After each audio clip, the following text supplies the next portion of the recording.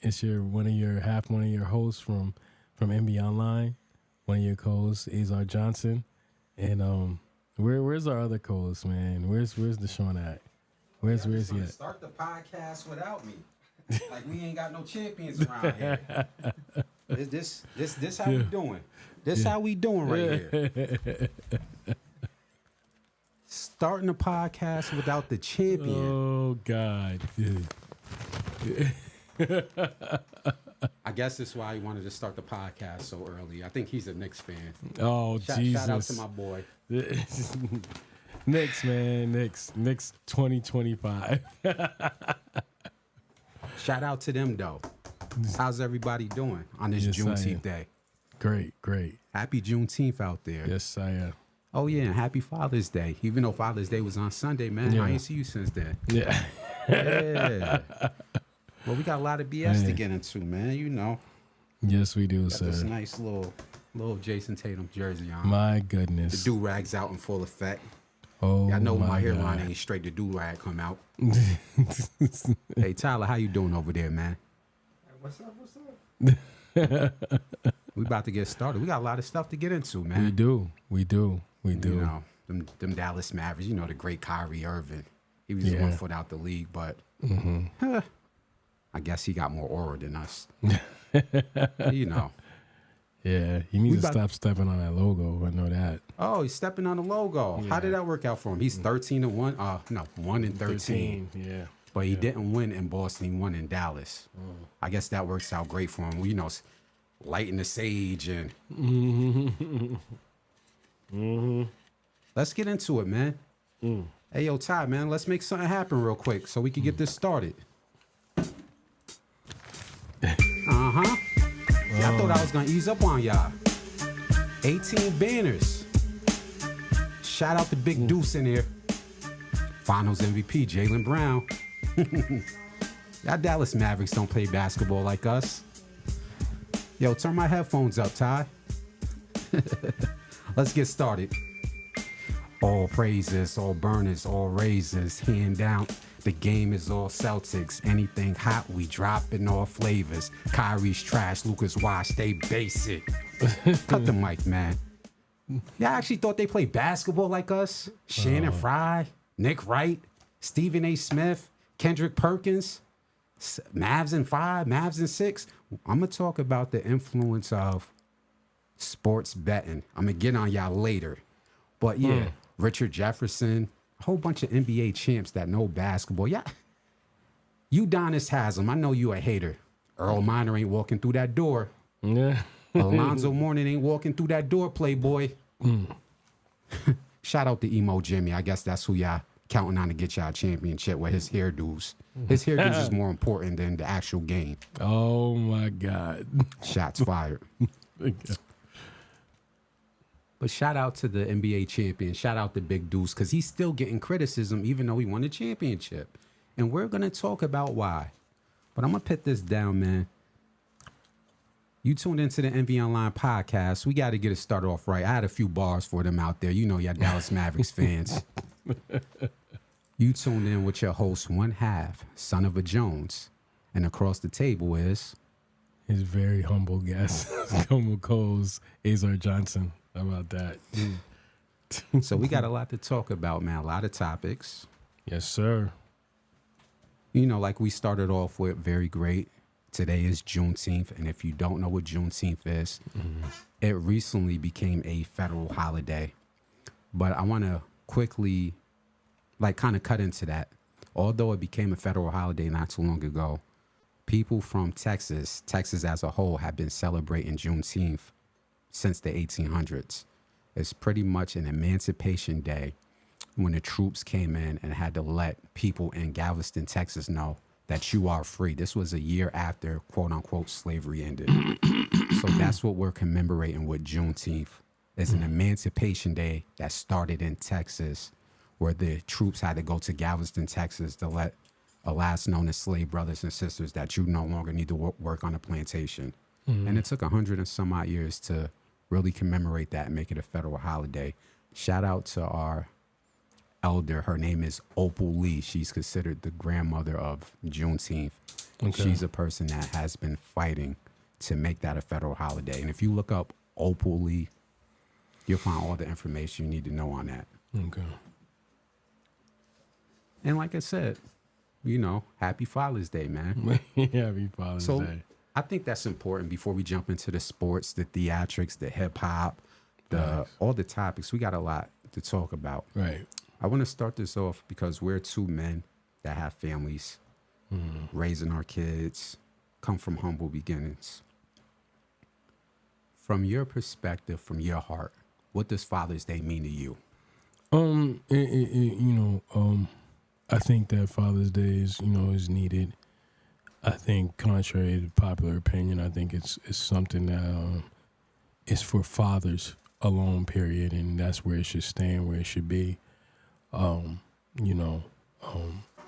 just means a lot to me because for the fathers that do make sacrifices and don't talk nothing about it and just go on about their day in business, I think it's definitely needed as a day.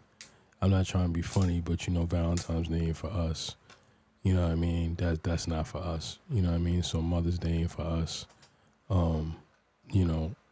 There's another holiday I want to say, but basically like, any anniversaries, that's not really for us. You know what I'm saying? So I think Father's Day is definitely needed and it's something that needs to be celebrated. And salute to all the fathers out there. My grandfather was more like my father than my father, so. Salute to all the fathers. I think it's especially around and coming from our culture, it's important. I don't think you know how important it really is. You know what I mean? So that's what I want to say. Definitely. And before I give my take, I want to salute you as a black man. Great job on what you're doing. You don't. Ditto. People think that because you got to post everything online and on Instagram and you're a very private person. I respect that about you. You ain't got to show what you do on Instagram. Right. I know you personally, the real Azar Johnson, and thanks. What you do day in and day out for yourself and for your child. Yeah. Excellent example as a man that stands up and takes care of his child. And, not to get into particulars with your grandfather, I know him. Yeah. Amazing, man. And me and you joke. We joke all the time. And I'll keep this light because respect to our family. Yeah. I don't want this to come out the wrong way, but I'm going to speak my truth. I always say that you got the good grandfather. And that's no disrespect because I know my family pays attention to what we do. Yeah. And his kids are still around. So I don't want them to take offense, but I got to speak truth to power. Yeah. He wasn't. Although we made amends before he transitioned, he wasn't there for my father. Right. But my father grew up in the 60s and 70s and still became an amazing man and didn't let that deter him from the type of father he was going to be to me and my sister. Right. So I want to salute my dad, amazing man, like I always say on social media, the coolest man I know from Mississippi, was born in Mississippi during the Jim Crow era. Family came up here, so forth and so forth. And he never gave an excuse, and especially when you said from the community. I'll take it a step further. Forget the communities we come from, the time period we come from. Yeah. The time period that me and you come from as black men.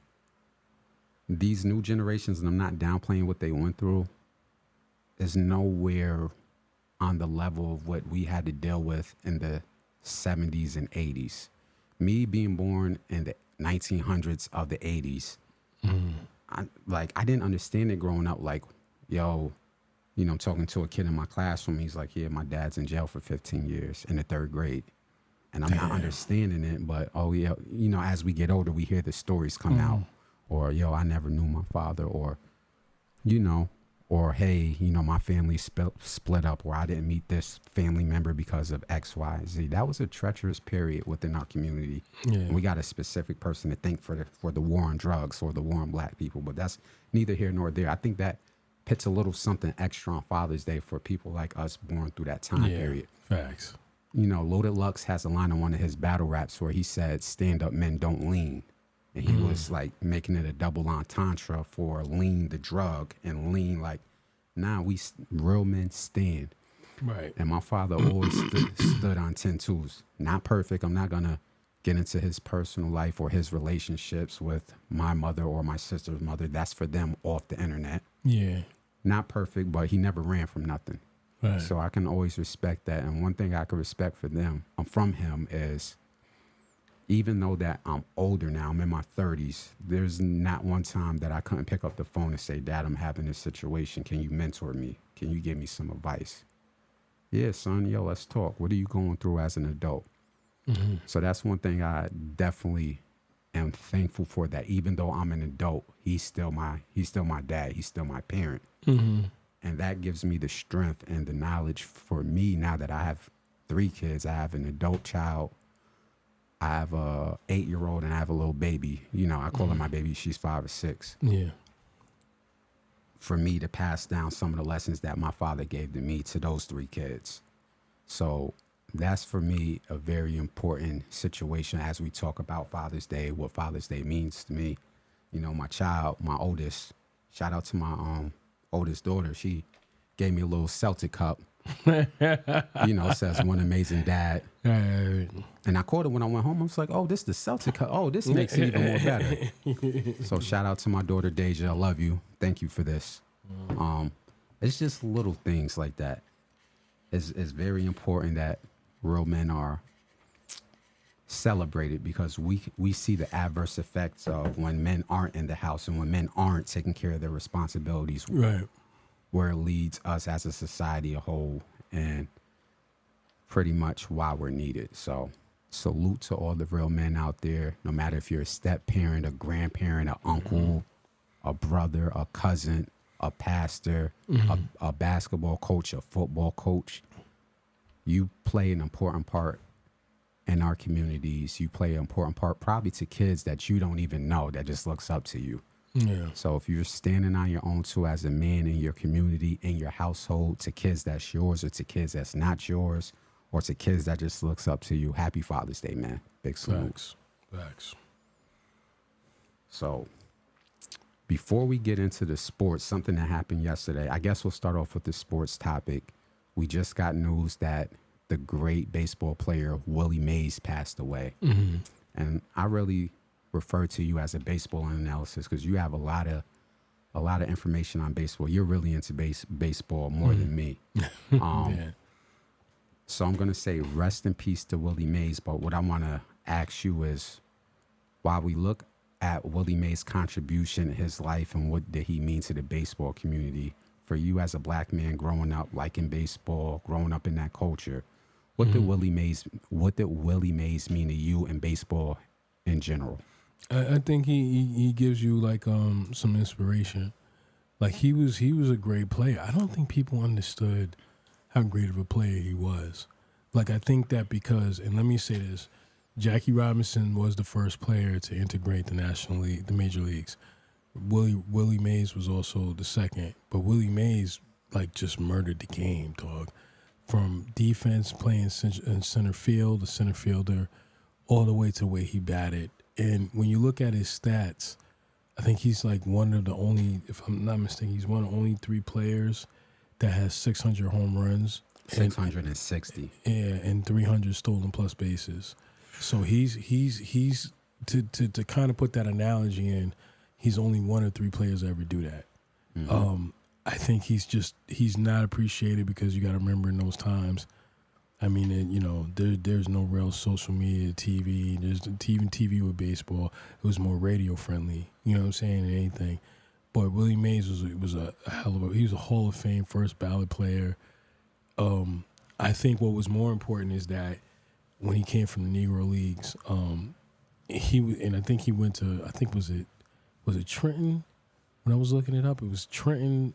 There was a baseball team in Trenton that he went to go play for. He was the only black player in the whole major in that league. The only black player. So he went through some of the similar things Robinson went through, but Jackie went through it first. So I think his kind of, I don't want to say gets overlooked, but it doesn't get the same effect as what Jackie Robinson did. And it kind of give you is you know, me and my grandfather watched baseball. So I think the first person I really saw was Ozzie Smith, Kirby Puckett, Tony Gwynn. Those was guys that I saw as black baseball players. Ken Griffey was my favorite player of all time. It's a side note. But Willie Mays, like to give you an idea, like my grandfather always brought up certain baseball players. He always said Buck O'Neal. He brought up Satchel Paige, and he brought up Willie Mays. That's just to go to show how important of a player this guy was. So I think,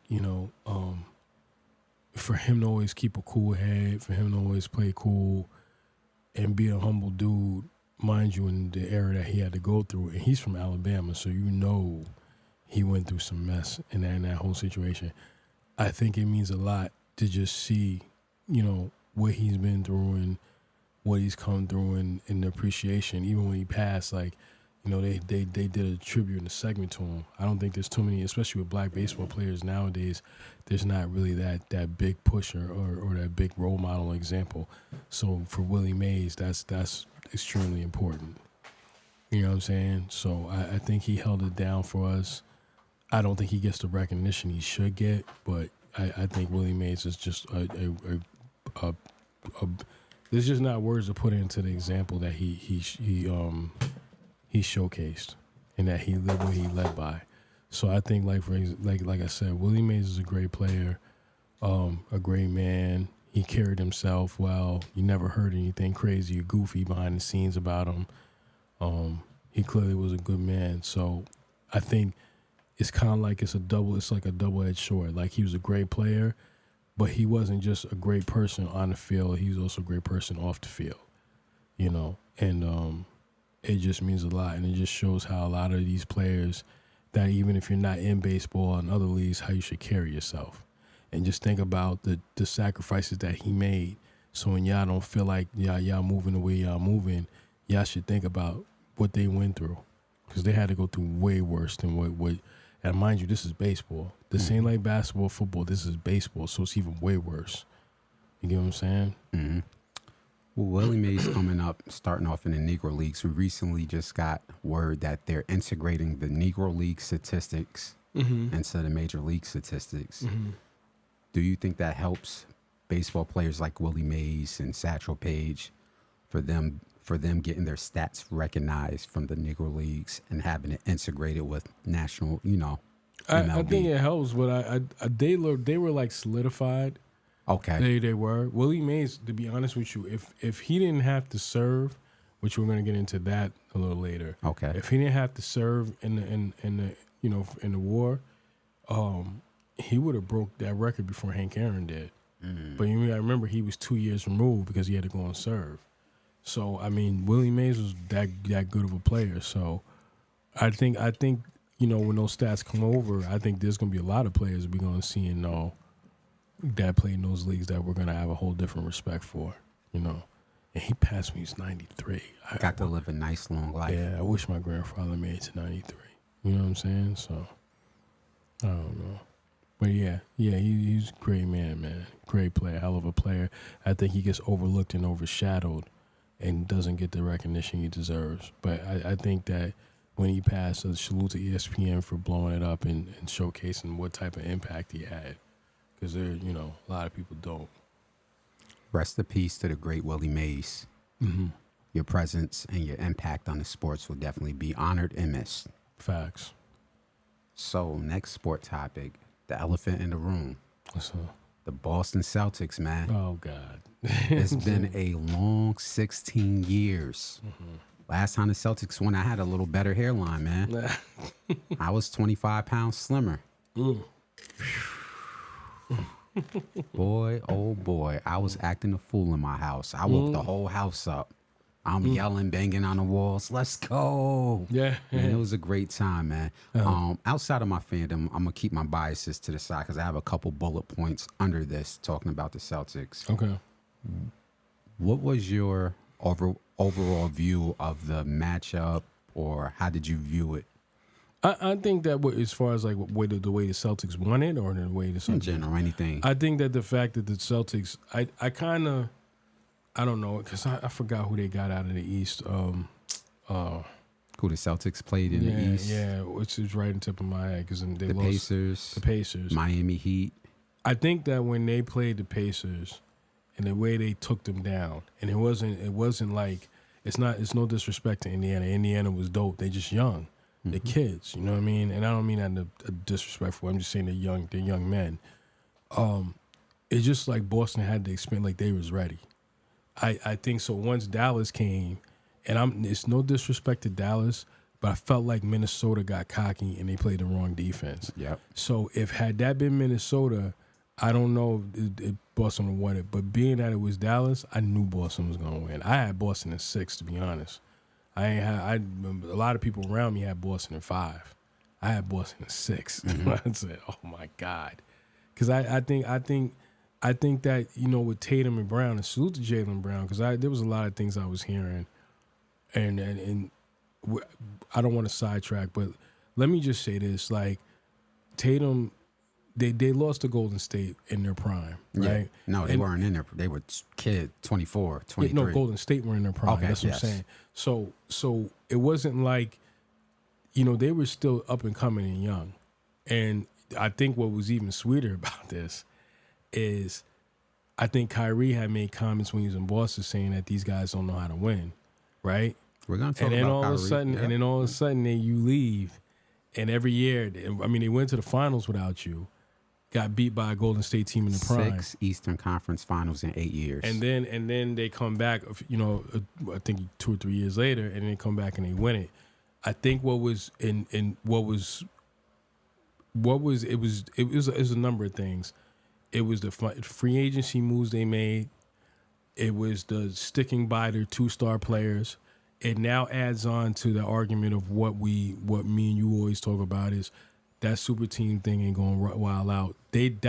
Even though I know they got free agents, the 2 main stars are homegrown. You drafted those guys. So it wasn't like these just guys you just went and picked off the team or the best player off the team and put them together.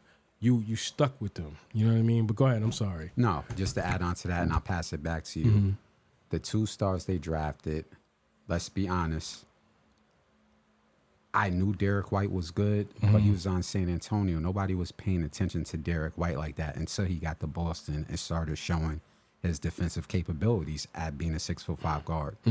We knew Drew Holiday was good, and I'll talk about Drew versus Dame later. But Drew's getting up in age. He's 33, 34. So people thought, he'll come over there and be a contributor. And then even with Porzingis, he's good, but he's hit or miss with his health. 1 year he'll play 65 games. The next year he'll play 30. So you didn't know what you were going to get. Facts. But to your point, the 2 main stars got drafted because they flipped them picks back in 2013 with Paul Pierce, Kevin Garnett, and others got traded to the Brooklyn Nets. So great GM work, but pass it back to you.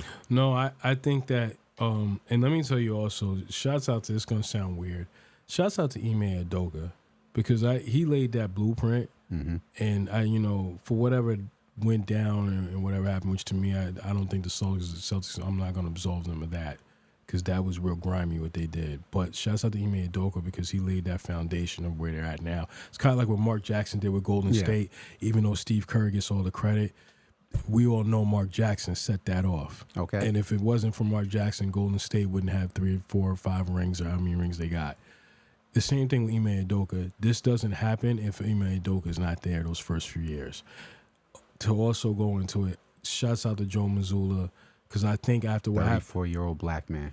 After what happened last year, I think a lot of people were questioning, was he the right guy? Was he in over his head? Yeah, and then he came back this year, and they definitely did it.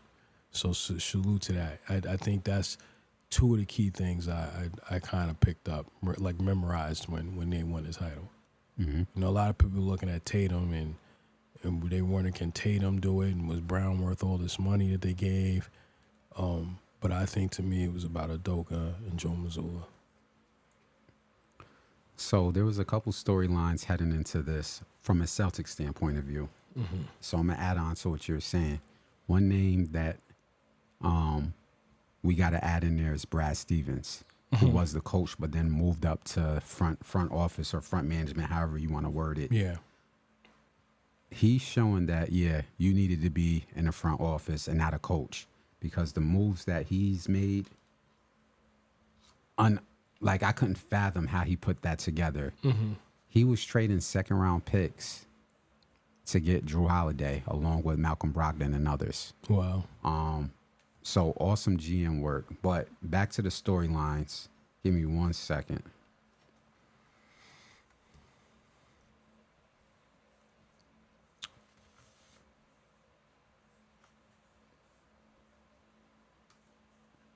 So Jaylen Brown, we'll start with him, winning the finals MVP.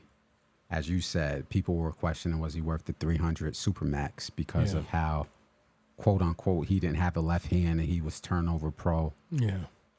I'll say this in response to Jaylen Brown. There was even some of us Celtic fans that was a little skeptical. Not saying he didn't deserve it, but saying, where are we going with this? What they didn't expect is a hungry person that wanted to improve every year. And I'll give it to him. What he showed in the last couple years, even when they lost the championship, was that he's the most consistent player, even over Tatum. I got the jersey on. Right. We're not going to fool ourselves. Tatum's great, and I think if they go to another finals, he's going to win a final MVP. But Jaylen Brown has showed to be the most consistent out of the two. Watching him mature and take leaps, show his workout videos of how hard he's training in the summer, I said, yo, this guy wants it. With Jaylen? Jaylen, yeah. He, who was it? Brad was like, can you please stop doing those water exercises? He's like in 10 feet of water, lifting weights, doing lunges. Really? Like, so when people see how athletic he is and dunking on people and taking off and tomahawking, they're not seeing him do those workouts. They're not seeing him 15 feet underwater with 50-pound dumbbells doing lunges. And you know how crazy that is? That's like those swim routines. Right. That guy wants it. And what's so beautiful is watching him mature, knowing there's still another leap that Jaylen Brown can take. Right. And I'm going to address the sports media aspect of this last, because I got a lot to say on the Channing Frys, the Stephen A. Smiths, the Richard Jeffersons, the Kendrick Perkins, because some of those takes weren't bad. They were asinine. Getting back to, I'm going somewhere with that. Just put a pin in that. Yeah. Shout out to Jaylen Brown for blocking out the noise, him manifesting his destiny, him staying prayed up, as he says, faith, consistency, hard work, prayer. It's his acronyms. And putting all of that into effect in his personal life and his game. A black man that stands for principles. I believe he's Muslim and he never hid from his religion. I asked on my social media platform, I said, hey, this is kind of funny. A guy that's been to all these Eastern Conference finals, athletic like he is. He comes from SoCal, very smart. They said he's in a STEM and all this great stuff. Why don't he have a sneaker deal like the rest of them? Because he's better than half of the people with sneaker deals. Right. They said a podcast clip or came out a while ago where he said, he wanted ownership in that and those brands wouldn't budge. So he's standing on principles. He's trying to do something for the long run. Right. I'm not saying he's not going to get a shoe contract, but he's like, I'm not about to give up my creative control for some funky sneaker deal. Yeah. And how's that working out for him? It's working out pretty well. Yeah. He has a finals, an Eastern Conference player, and a finals MVP. Everything he wants is coming to him, and he's not forcing it. He's not selling himself, and he's not,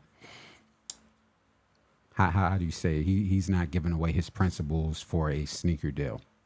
So I want to say that for him. Well, what are they asking? He's asking a percentage of the sneaker, ownership of the sneaker, right? Probably more creative control of, the design and yeah.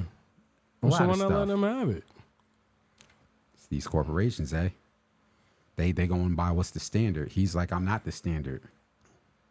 Athletic dude from SoCal that's, doing TED Talks and inspiring the youth. I'm black, I'm Muslim. You know what else was crazy? It was said that, they say he was like a very intelligent player. Very intelligent. And that was a knock against him. They thought he wasn't going to be good in basketball because he read too much. Yeah. You know how ignorant that sounds? Yeah, let me use this as a bullet point. And I'm pretty sure you're going to take this and do what you always do with it. Let that be a message to you young black kids and any kids of color and race, but especially young black boys. That's what they really think of you. I'm going to say that one more time. The fact that they thought he read too much and he was too intelligent, that they thought he wasn't going to have that same passion for basketball, that's what they think of you. I want you, every time you go to those sponsorships, those basketball camps, those sponsors that Nike and all of them, and those scouts, that's what they really think of you. They think of you, there's words for it, but they think of you as the big black buck. That's what they think of you. They think that you're stupid. They know that we know I'm not going to go into the tirade, but let me just give a side note, because, you know, I'm more into football than anything. The reason why the NFL made all those rules that gets those players suspended and gets them in trouble, because that's what they think of them. Because they know it's not going to affect Peyton Manning and Tom Brady. That's what they think of you. So it's the same thing with the NBA. Let that be a bullet point. That's what they really think of you every time you get on the floor. I hope Carmelo Anthony's listening. I hope LeBron James is listening, because your kids are going in there. Gilbert Arenas' son. I hope all y'all are listening. That's what they think of you and your kids coming in behind you. They think of y'all as big black bucks. The minute, if Bronny was to ever start talking like that, they'd be like, oh, no, we ain't drafting him. So I just want you to understand, as a side note, that's what they think of you. That's all I'm going to say. I'm going to leave it alone. Now, thank you for that bullet point, because that's exactly like this. I think this is these corporations' worst fear. A 6'6", dark skin. I'll say this too, because the colorism thing plays a part in it. Dark skinned black man who went to SoCal or SUNY Berkeley or SoCal, one of the top schools, and it wasn't just for basketball. It was for his academics. Did everything he did. Hold on, let me get this right, because there would be people correcting me in the comments if I don't get it correct. Yeah, it's funny. They don't know what they talking about neither. And they don't ever have a podcast. Okay, he went to the University of California, Berkeley. So I just want to put that out there. Went to Berkeley, which is one of the top schools. Very academic, intelligent. He's doing TED Talks. He's doing STEM conferences. And when he got drafted, the announcers were like, we heard about his academic intelligence. Is he really that much into basketball? Right. I swear to God, they said that in his draft comps. Yep, that's crazy. Fast forward to 7 years later or 8 years later, he didn't just win the championship. He shut down Luka Doncic, and we'll talk about that. He won a Finals MVP, and they're saying his jersey will be in the rafters. And as a Celtic fan, Jaylen Brown jersey will be in the Raptors. God forbid, I'm not going to put the negative out there. No injuries. I want him to be healthy. Wow. Healthy Jaylen Brown, 10 years from now, they're saying, we're putting his jersey up. He got 3 or 4 rings. But to piggyback off your point, they really use that as a knock on this brother. That's so crazy, to watch him go through that, never waver, stay strong with his faith, stay strong, not be too outspoken in the media. I was like, wow, man, this is a story that everybody needs to watch. So salute to Jaylen Brown. Another storyline was Jason Tatum, a person who fell short 2 years ago in the finals, and he was a big talking point how he dropped the ball. This year, he started off very good. He was averaging close to 30 points in the regular season, but dropped out the MVP conversation after All-Star break.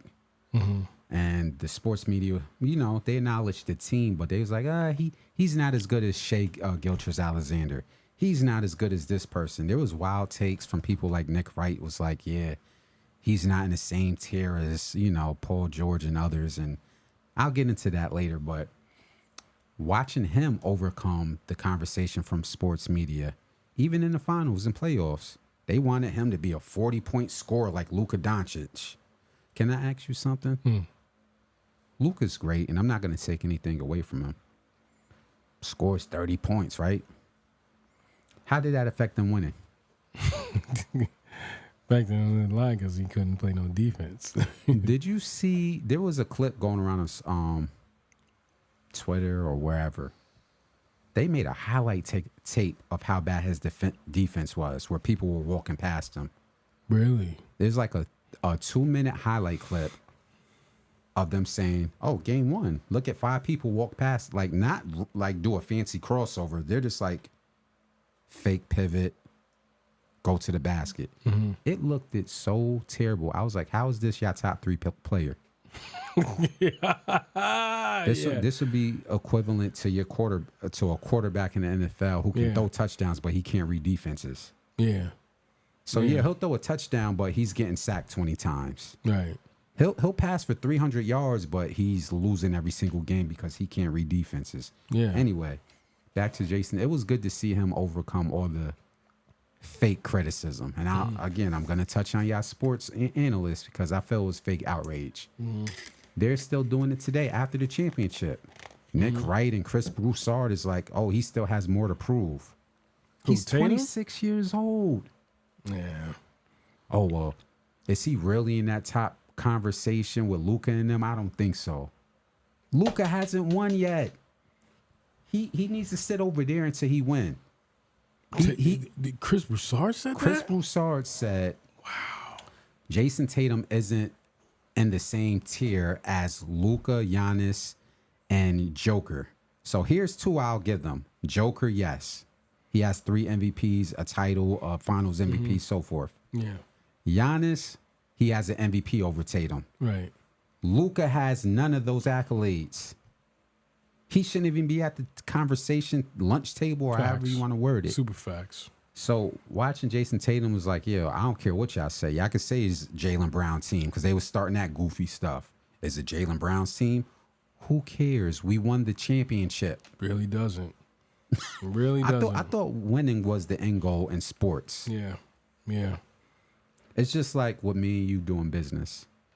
If somehow, not somehow, when Enveonline breaks up, you really think I'm going to be sitting up here like, well, that was my idea? No, it's your idea.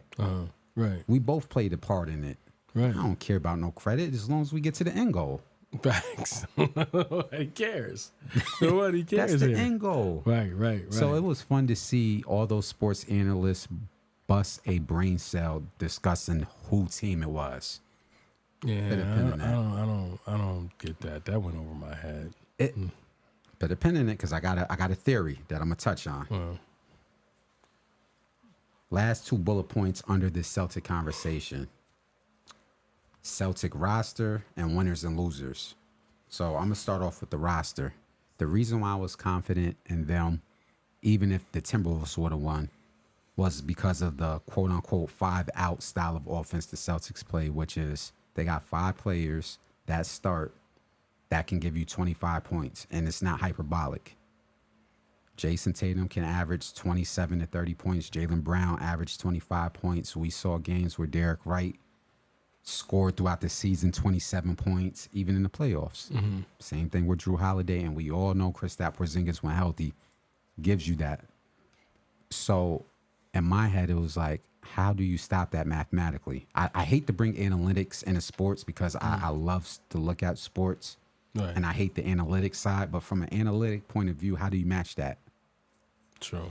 I saw games in the season where Luka Doncic had a 30-point triple-double against the Celtics, and they got blown out by 40 points. Yeah. I was very confident when the Mavs won. I was like, do y'all really know what's going to happen? Right. He had a 30-point, it was like 38 points, 13 rebounds, and 12 assists, and they lost by 38. I was like, that's the best y'all got? Yeah, that's crazy. And the great Kyrie Irving and all his sage burning and stepping on Lucky and all his Hilla and all his sayings and tribal. Okay. Okay. Good luck. Yeah, he was. Yo, you can't buy Good luck. that. Right. You know. Yeah. Their roster construction. Shout out to the Celtics front office. Shout out to Brad Stevens. What everybody's saying is this new collective bargaining agreement that's happening this summer is going to hurt teams like the Celtics. But I'll say this. I hope the ownership is looking at this saying we could do something special over the next 5 years. So I need to go on a luxury tax the same way the Golden State Warriors went the luxury tax. They sure did. They spent the money. And you want to be cheap and not pay cats because you want to save on a contract or two? Look at the Golden State Warriors. They're just now, quote unquote, falling off. Yeah. And we still don't know if they got a trick up their sleeve. Yeah. So if you're the Celtic ownership, do you not want this to go beyond 2 or 3 years? Do you not want this to go into Jason Tatum and Jaylen Brown being in their mid-30s? Because there's cats out there like Paul George who's 34, 35, and they think he's the missing piece in Philadelphia. Really? Yeah. He's never gonna leave LA. Just in general, just hear what I said. Go ahead, yeah. Paul George never won anything. Right. He's 34 years old. He's a lesser version of Tatum. And they think he's the missing piece to Joel Embiid in the 76ers. Yo. No shots. This is reality. Yeah. Yeah. Jason Tatum was making Paul George fall over himself about 2 or 3 years ago. Everybody said Jason Tatum surpassed Paul George 2 or 3 years ago. Right. So now you're telling me a 34-year-old is the missing piece to the 76ers. Let's do math. Jason Tatum is 26. So if I'm the Celtic ownership, I want this to stretch way beyond 5 years. I want this to stretch until to Jason Tatum and Jaylen Brown is like 36 years old. Correct. And in order to do that, I'm going to have to spend some bread. So I hope y'all ownership is ready for this. I'm going to give Jason Tatum his contract, which he's going to get, and give Derek White that extension. You do that, yes, you're going to get taxed, but you will be in contention every year for the next 5 to 6 seasons. Mm-hmm. So that's my bit on the Celtic roster and the upper management. I want to play a little game. Not a little game, but the last bullet point is winners and losers. Okay. You could frame that however you want. But basically the gist of this is who are the biggest winners in this situation? Obviously the Celtics, but we'll throw some things out there. And who are the biggest losers in this? So I'll start with you first. The biggest winners, from the Celtics, I think. Drew Holiday's a winner too, because that's like his second ring. There you go.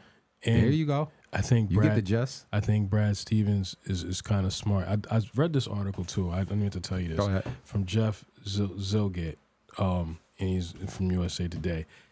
In this article, here's the article he's referring to. I want to hold it up. What's the author name? Jeff Zilgett. Shout out to Jeff Zilgett for this article on the Boston Celtics. Go ahead. And he's kind of like breaking down, literally everything. From the Celtics, the way they got there, the important parts of the series, what got them to win this series, what's going to happen, why they have a better chance next year.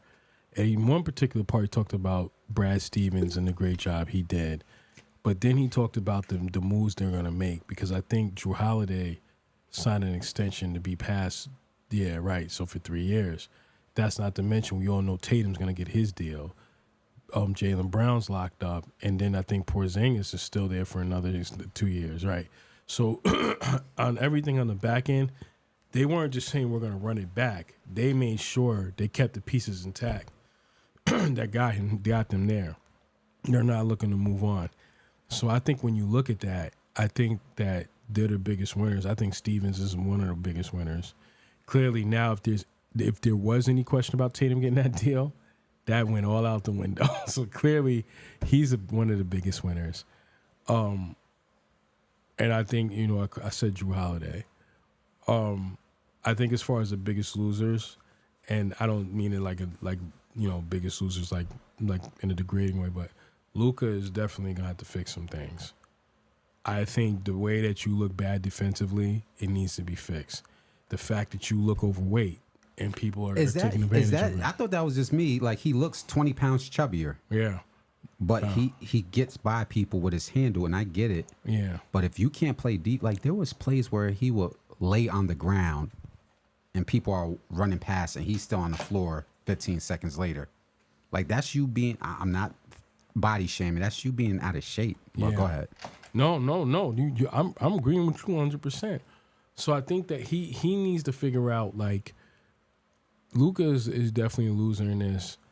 And I'm going to be honest, Kyrie, other than he's a loser because he couldn't play in Boston. Like, it just went bad for him every time he was in Boston. Did you hear the comments, like, after the third or fourth game? Like, I guess he was trying to, like, get in their head. It's like, like, at first he apologized. Like, maybe I could have matured in some ways. But then he was, like, shifting the blame back to Boston ownership.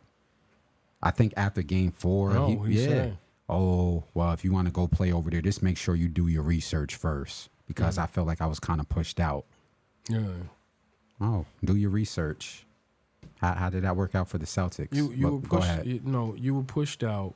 First of all, you were pushed out because they saw that Kyrie was a different, and I'm not saying that he's lying, but that Kyrie was a different person than the one we know now. And let's be honest about this. And we've talked, we said we were going to talk about this. I don't know if you want to talk about it now or not, but I'll let you lead that with that door. That Kyrie is different from the Kyrie we got now.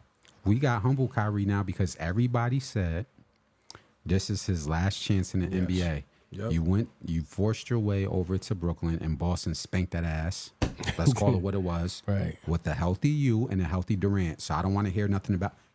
Jason Tatum was running circles around y'all. That didn't work in 3 years, and then you was injured and whatever. Then what team did he go to after that for a year? Am I missing a team? No, he went to Dallas, I think. Okay, so it didn't work in Boston, and Boston showed they can win without you. Then you went to Brooklyn for 3 or 4 years and made you talked about it. You went viral. Circus, yeah. You made it a circus show. Yeah. Everybody was saying for how good you are with your injuries and your antics, I don't see another team giving you a 3 or 4 year deal. Like you would be on yearly deals for the rest of the Yeah. Somehow Mark Cuban said we want that. So everybody knows you had to change your attitude. I think Jason Kidd believed he could fix it. Mm-hmm. Whatever was going on with him, he could fix it, and clearly he did. But I don't think he fixed it. I think it's like what you said. Your ass was about to get blackballed out of this league. Like they wasn't gonna play that game with you. Nobody wants to deal with that. Let me give you a comparison. You see what's going on with the Clippers? Mm-hmm. Who wants to deal with that? I feel bad. I don't feel bad for him because he's a billionaire, but I feel bad for him because I know this guy. He gave them what you say about the Nets. Gave them control. Joe Tsai gave them everything they wanted. Yep. Go to the Clippers. Yeah. Boom gave them everything. Y'all want to play together in Cali? Go ahead. Yeah. Here goes the money. You want a 4-year contract? You want to? Yeah. Even though you're injured in the playoffs, here goes the money. Yeah. What is his return on this? Nothing. First round playoff exits. Go ahead. I mean, so the thing is with Kyrie, like you're gonna have to. I mean, now it's looking like Kyrie's the man. You just got to get past Boston. But I don't think, I'm going to be honest, and I keep saying this, and people are going to think I'm crazy. Minnesota let you win because Minnesota, he was doing his thing. But if Kyrie, they played the wrong defense. They wanted to man up on Dallas, and they can't play man. Not against Kyrie. Kyrie will get past you. So they didn't know how to guard him. But I think, honestly, with Dallas, we'll see if you can come back next year. We'll see. Good luck. Do you see how the West? Now people are seeing that Luka can't play defense. They're gonna go right after him. They're gonna go after him. Yep. Bring your ass up here at the top of the key. Yeah. Yeah, unless they play zone and make you run into it. Good luck. You got to go against They tried that with Boston, and Boston gave the blueprint. Here's the thing. Like that. No, what I'm saying is, like, what Dallas would do is say, hey, we'll force everybody to Luka, knowing that he can't play out in this. They did that with Jason. They did that. Okay. Then Jason Tatum got 12 assists a game. Good luck. Good you know the Timberwolves are coming back strong next year. They was right there. Yeah, facts. What's other teams? Oh, the great Ja Morant. We all know he's gonna get his head right and he's gonna come back. So let's look at the Memphis Grizzlies. Yeah. What other teams are there? There's about 3 or 4. Pelicans. The Pelicans. Nah, they're last. Let's put the Pelicans aside. Okay. We still got Denver. We got OKC that's young and upcoming. OKC. And they were the number 1 seed this year. They just didn't have the experience. Yeah. They're gonna come back healthy. Denver. They okay, you said Denver. Okay, I'm sorry. We still don't know if Golden State has a trick up their sleeve. Yeah. I always have to respect the champions, whether I like them or not. They got 4 titles in their run. Yeah. They might pull off something that has them in contention. Mm-hmm. Especially if they free up money from Klay Thompson. Yeah. Shout out to Klay Thompson for following people on social media. But whatever. I saw that. So I'll give my take on the winners and losers between the Celtics and the Dallas Mavericks. Okay. For me, the winners, and it's going to sound cliche, is everybody involved in the Celtics. That's the fans, because we've been waiting for 16 years. That's the ownership. That's Brad Stevens and the owners. And that's all the way down to the players. That's the biggest winners, because I know it's no better feeling to say, we hung up banner 18 and we got one up on the Lakers. Mm-hmm. Shout out to LeBron James. You still the GOAT, but we got one up on you. We talked about Jaylen Brown. I'm going to keep saying it for a young athlete from his demographic from Marietta, Georgia, to overcome everything he went through in his personal life. He posted on his social media that in high school, the tweet's still up there. He said, yeah, my teacher said that in 5 years I'm going to be in jail or dead. Jaylen Brown said that? Yeah, his teacher in high school in Marietta, Georgia. How is he still teaching? Come on, I had some teachers say some stuff. You know why. But the point I'm making is... Can I say something? Go ahead. I just want to say something. I'm sorry.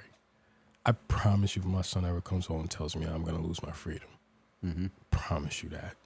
That teacher is probably going to be in early retirement. It's like when at one time, not to sidetrack, I saw where this kid must have got into with a teacher. The teacher ran down on him and slammed him into the wall, his head into the wall, and then he retired that day. Yeah. He wouldn't have retired that day because he wouldn't have made it home. You ain't going to make it home. But go ahead. I'm sorry. No, but him overcoming, the racial stigmatism of a teacher telling him, in 5 years you're going to be in jail or dead. And he went to Berkeley academically. Wow. As a black man. Right. I'm going to keep saying that throughout this when I talk to Jaylen Brown. Address him as such, a very intelligent brother who went to Berkeley. Yeah. He's a big winner because for somebody who didn't let the media talk to break him and Jason up. Athletes got egos. Yeah. Oh, man, I ain't feeling, let me see if I can get a little trade. He could have asked for a trade. Yeah. But him and Jason Tatum have kept their peace behind the scenes, stuck together, and here we are. Do you think there was an issue? No, I just said media. Oh, media, okay. Media, okay. Can they coexist? They're still doing it now after they won. I'm going to get on, again, I'm going to put it in it. They're still doing it now after they won. Yeah. Who's the better person? Again, who cares? Banner 18 is up. But back to the winners. So the whole Celtic organization, obviously Jason Tatum, because anytime you win before your prime, like they say your athletic prime is 27, 28. Correct. Anytime you win a championship at 26, it leaves the door open, especially if you're healthy, to say they're going to win 2 or 3 rings before he's 35. Him doing that, big up the big deuce, a.k.a. Jason Tatum. Biggest losers in this. There's a lot of losers. And I don't mean this from all of the Mavs loss. I'm talking about the whole topic. So I'll start off, and I know this goes against what you said about Emmy, but I'm not trying to be funny. Ime Udoka, much love. I'm not going to tear a brother down, but here's some facts. You fumbled Nia Long in a championship team. You are up there, my brother. Oh, God. Ime Udoka. Oh, God. My Nigerian brother. Yeah. My Nigerian brother, Ime Udoka. Jesus, Lord of mercy. I'm not going to say nothing. You shame your village. Yeah. You fumbled Nia Long and the Celtic championship. You up there. That's A. Player Grant Williams. He was on the Celtics and the Dallas Mavericks. I'm going to say that again slowly.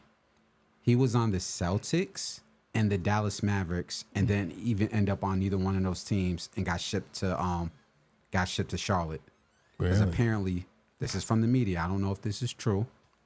There was some locker room stuff from him. Wow. So they got him up out of there. Maybe Dallas could have used him. Hey. I agree with you on the Luka take. I think because how the pedestal the media put on Luka, there's no way you look at that highlight tape that's viral of him literally getting walked by. And unless you're a meat writer like Nick Wright, still have him in the top 3 conversations.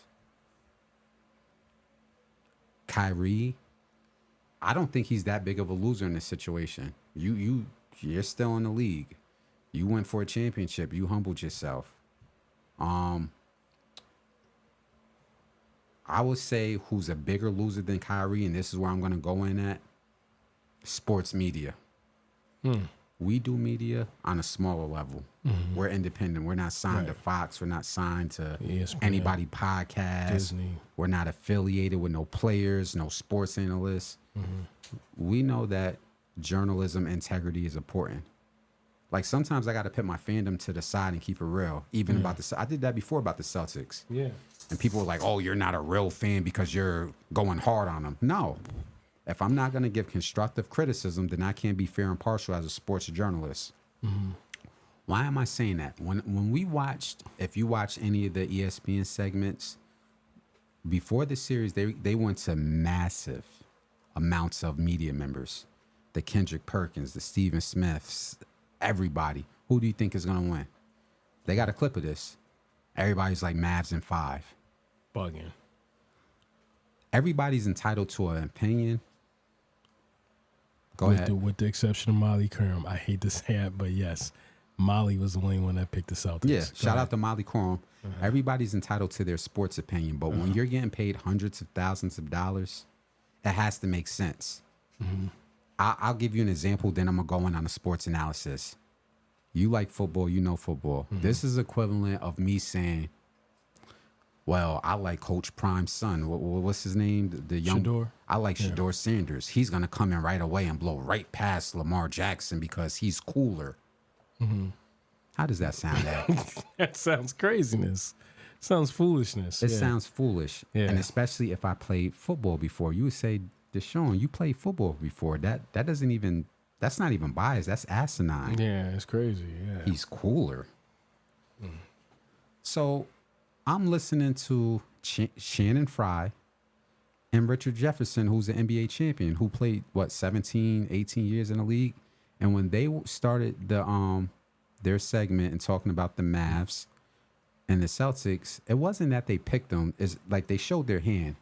They said Derek Lively, who's a rookie from Duke, they would take him over Kristaps Porzingis and Al Horford. Wow. This is like, so at first I was kind of tripping, like, why are all these sports analysis picking Mavs? Maybe they just like the Mavs because everybody says F Boston. Yeah. But Richard Jefferson and Shannon Fry showed y'all hands. And I have a theory that I'm going to hit on. I said there's no way from two players that played in the NBA is taking this rookie off of Kristaps Porzingis. Why? Because we can look at the output. On one leg, with him being 75%, he averaged 20 points, 5 rebounds on 60% shooting. When has this rookie Derek Lively ever did that at any point of this year? Right. So how do you take Derek Lively? Oh, we would rather take Derek Lively over Kristaps Porzingis and Al Horford. Huh? That's not a take. That's an asinine. Kristaps Porzingis on one leg played better than Gafford and Lively combined. And he only played 2 games because he barely played that last game. He was like in for like 10 minutes. Right. I'll say it slowly. On one leg, Kristaps Porzingis played better than Gafford and Lively combined. So my antennas went off. What's been going on in sports objectively outside of sports? What's been a sponsorship that you hear all these podcasts talking about? And I'm going to see if you're going to catch it. They start their podcasts off, take my advice and go do what? Campbell, bet. Yeah. Yeah. See where I'm going with this? First Take has their gambling people. The gambling Sports guy, yeah. bet. Here's the take. I yapped for 5 minutes, so I'll get straight to it. Once Richard Jefferson and Shannon Fry picked Lively over Kristaps Porzingis and others, I said, ding, ding, ding. Sports betting done fried their brain. Yo, no, you didn't. Y'all two effed it up for everybody else. Before I was confused, I said, this, even Kendrick Perkins, he didn't make that statement, but I'm saying them picking Mavs in 5 didn't make sense because analytically, the Mavericks didn't beat the Celtics in a year and a half. I'll say that again. Analytically, Boston beat the Mavericks in the last 6 games in a year and a half. Right. So saying Mavs in 5 or Mavs in 6, y'all gotta have the players, not Stephen A. Smith, not Nick Wright, the basketball players, the Kendrick Perkins, the Shannon Fries, and the Richard Jeffersons should have beyond knew better. Yeah. And then justifying it by picking Lively over Kristaps in the series, saying we all know he's gonna play better. Lively's gonna play better than Porzingis. There was a game where he barely had 2 rebounds and Kristaps had 18 points in 13 minutes on one leg. So my antennas went off and said, "Oh, y'all got FanDuel accounts." Now, there's nothing wrong with sports betting. It's a FanDuel accounts. Gamble at your own risk. But this is why they took that option away from players. I'm going to go a step further and say the sports analysis, there needs to be a rule on that because now y'all are hurting the integrity of journalism. That's my take. Right. Some of y'all are making y'all takes on y'all podcasts on the network based on who y'all got on y'all FanDuel account.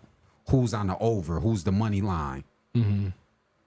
That's what I got watching all of y'all shows, watching Richard Jefferson and Channing Frye make that asinine statement, and y'all played before and y'all champions. I don't know about Channing Frye, but Richard Jefferson has a championship. Right. Nick Wright, he's always been biased. Udonis Haslam, okay, he's always been biased. But when the players like Kendrick Perkins and them, I said this got FanDuel written all over it. Oh my God. This hurts sports journalism integrity because I can tell when y'all bullshitting us to our face. Yeah. So everybody's entitled to their opinions, but you guys are making hundreds of thousands, if not millions of dollars to keep it real with us on something we love. Don't let y'all FanDuel accounts do this again. Don't let y'all FanDuel accounts make y'all say something crazy. Oh my God, yeah. They were before this take. I think it was Richard Jefferson when they was going on who's the best players. I give it to him. Everybody's gonna take Luka as number one. They was like Luka, Kyrie, Lively, Gafford, and then Jason Tatum and Jalen. I was, what has Gafford did to put him over Jaylen Brown? Right. Oh, Kyrie Irving over Jaylen Brown. How did that work out? Because there was plays that he was clamping Kyrie. Right. Forget adding Drew Holiday and them. But I was like, yo, this is. It took me like 3 days to figure that out, or at least that's my hypothesis. My hypothesis is the reason why so many sports analysis chose Dallas, not in 7, but chose Dallas in 5 or 6, had to do with sports betting sponsorships from FanDuel. What is your opinion on that? Wait, as far as with the analysts, I don't know what they were thinking. I didn't get what they were seeing with Dallas. I'm like, really? Dallas? If you said the Timberwolves in 5, I would have understood, even though I'm a Celtics fan, because of how hot Ant-Man was. Yeah, no. But go ahead. I didn't understand why they kept picking Dallas. I don't really got too much to say about that. Why would you pick Dallas? Dallas didn't because they were the hot team? Did you not see what Boston was doing to people? They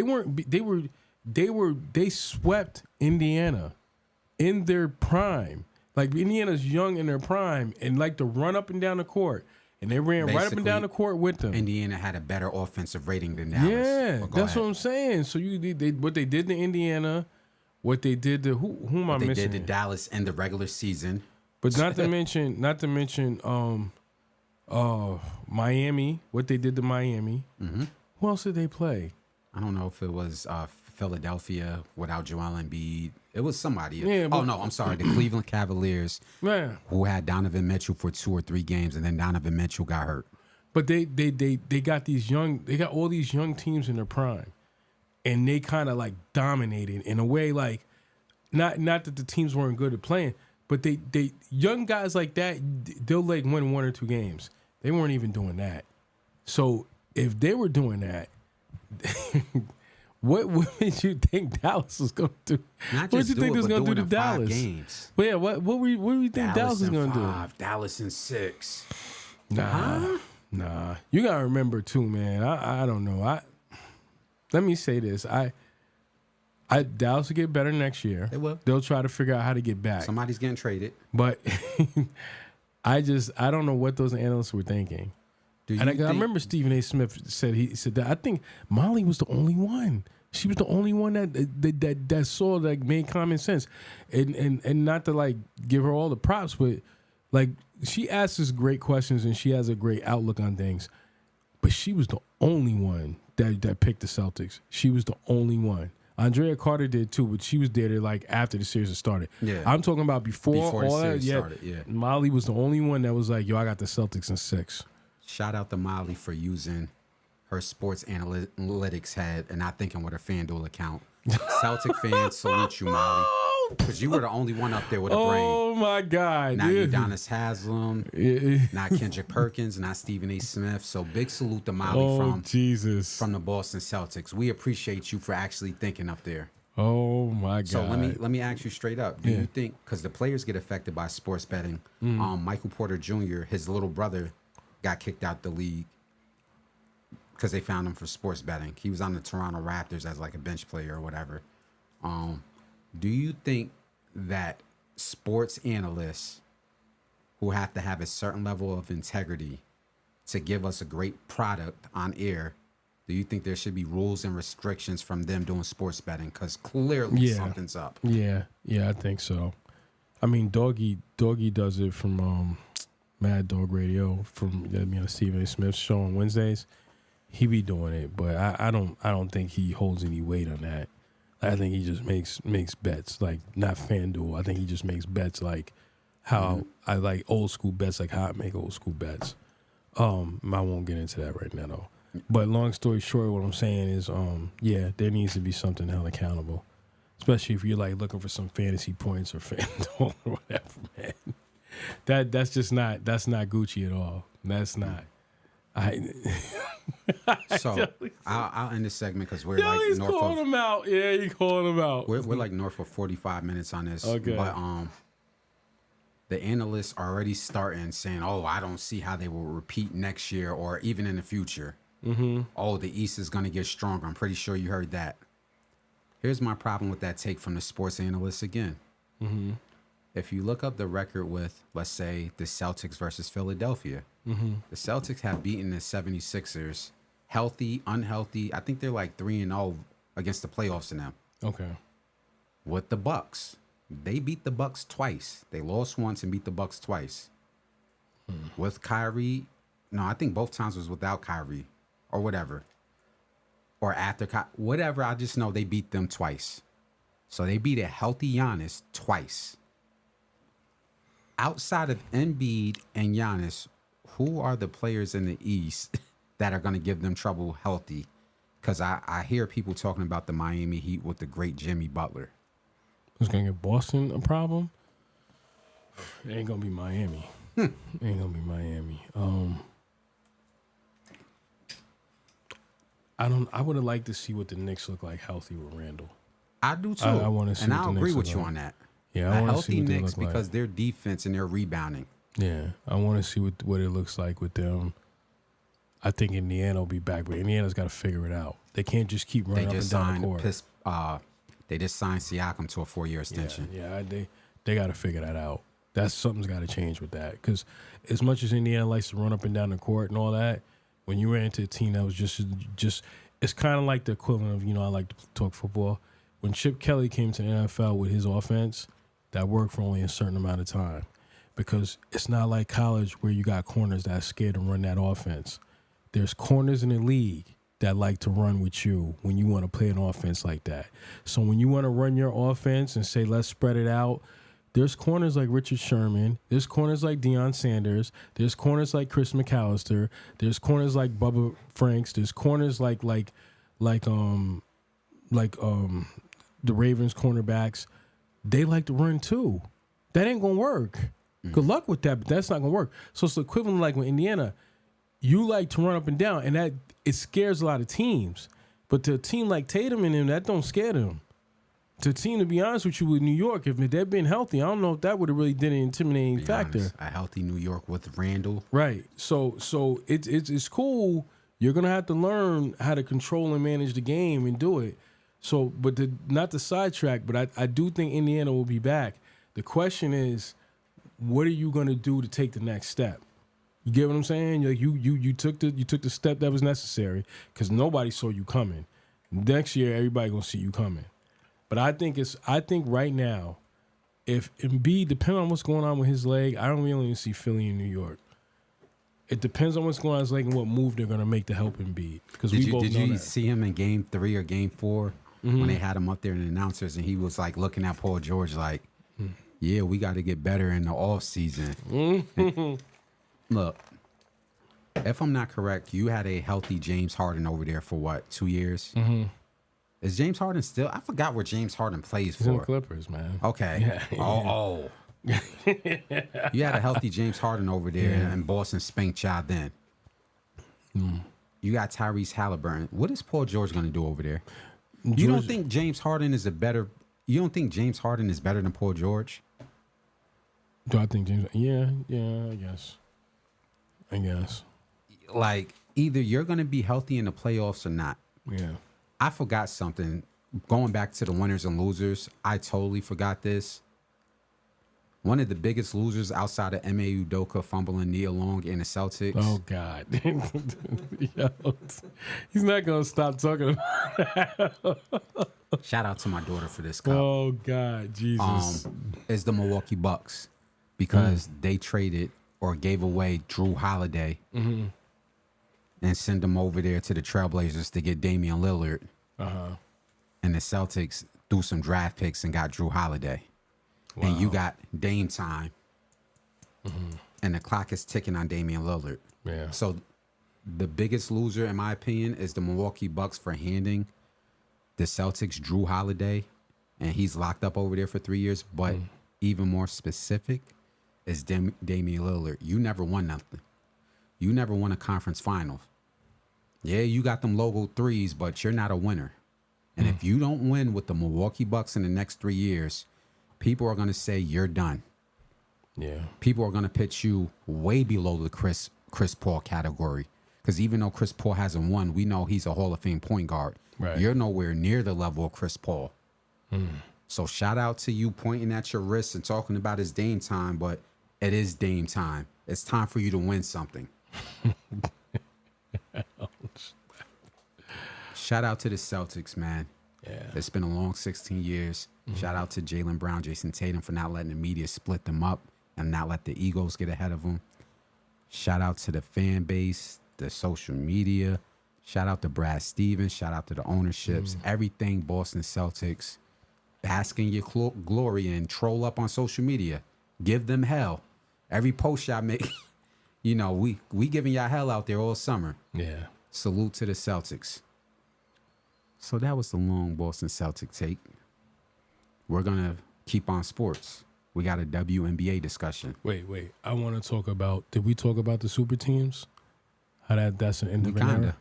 We did? You want to just make one more point? Go ahead. Okay, so with one more point, if you look at the last, and I wrote it down and I left the paper at home.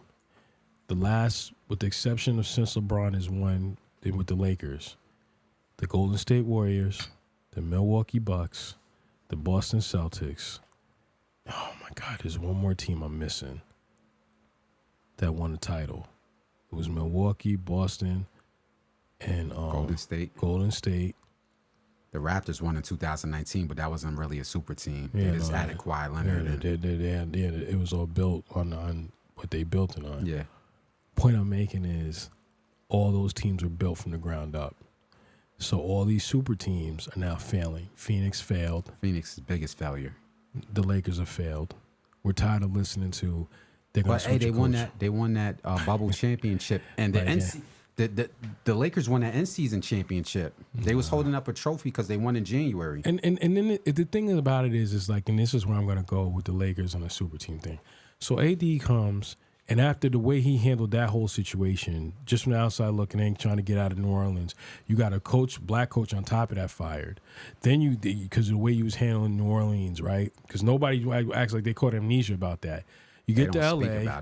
No, you get to LA. You played like you went into the COVID championship and you won that. And salute to you because you had to push through it. But a lot of players, like I hate to admit what Skip Bayless said, a lot of players didn't want to be there. But they had to do it to get their money. After that, it's been crap. And then it just seems like every coach is the problem. Y'all ain't never the problem. So, and I'm not trying to throw darts at LeBron, but really? So this is the issue with the super teams. This is what I talk about. What have I said in every clip? Every time you give them what they want, and then everything goes to crap, and they ain't taking no accountability. So AD was like, well, it's kind of like we need to know what we're doing when we getting on the other end of the court in certain plays or certain game situations. That's film. This is when Darvin Ham was there. That was the end of Darvin Ham the minute he came out with that press release, right? But Frank Vogel got fired. Now Darvin Ham is gone. You couldn't get what's his name? Dude from UConn. UConn. You couldn't get him over there.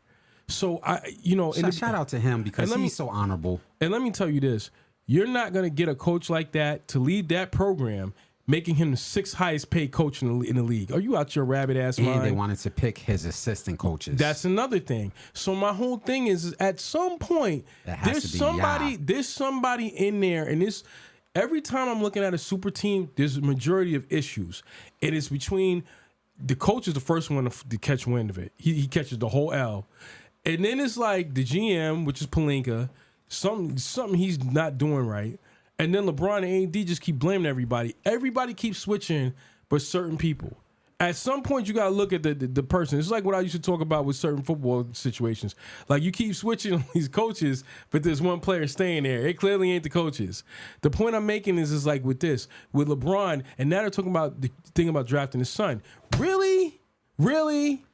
This is what you get with a superstar player. And I get it because he's going to bring them tons of money because he's going to do a farewell tour. He's going to be able to play with his son. It's going to sell out arenas. It's going to sell out the merchandise. They're going to get their money back. But what real championship are you going to get? It's the same thing in Phoenix. We all knew when Phoenix built that team, there was no way in hell they were going to win a title. What the hell? Bradley Beal don't know how to play no defense. He's a defensive liability. Did you see the way young bull Anthony Edwards was coming down looking at him? 1, 2, 3 to the rack, and then he cocked back on Durant. You're paying all these guys this money, and the thing about it is, when they break up teams, because people are gonna think I'm crazy. I can tell you, wow, if LeBron was a free agent, who's really gonna want to pick that up? A desperate team. I know me and you always said we think with a GM hat. There's a desperate team that's gonna want the farewell tour. Yeah, Mark Cuban.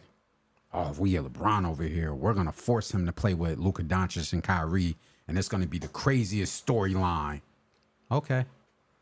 What I'll say is that every time, it's like Durant. There was rumbles, Durant, OKC looks good right now. We don't want you in there, man. If I'm OKC ownership, and shout out to the owners over there, they got a war chest of draft picks.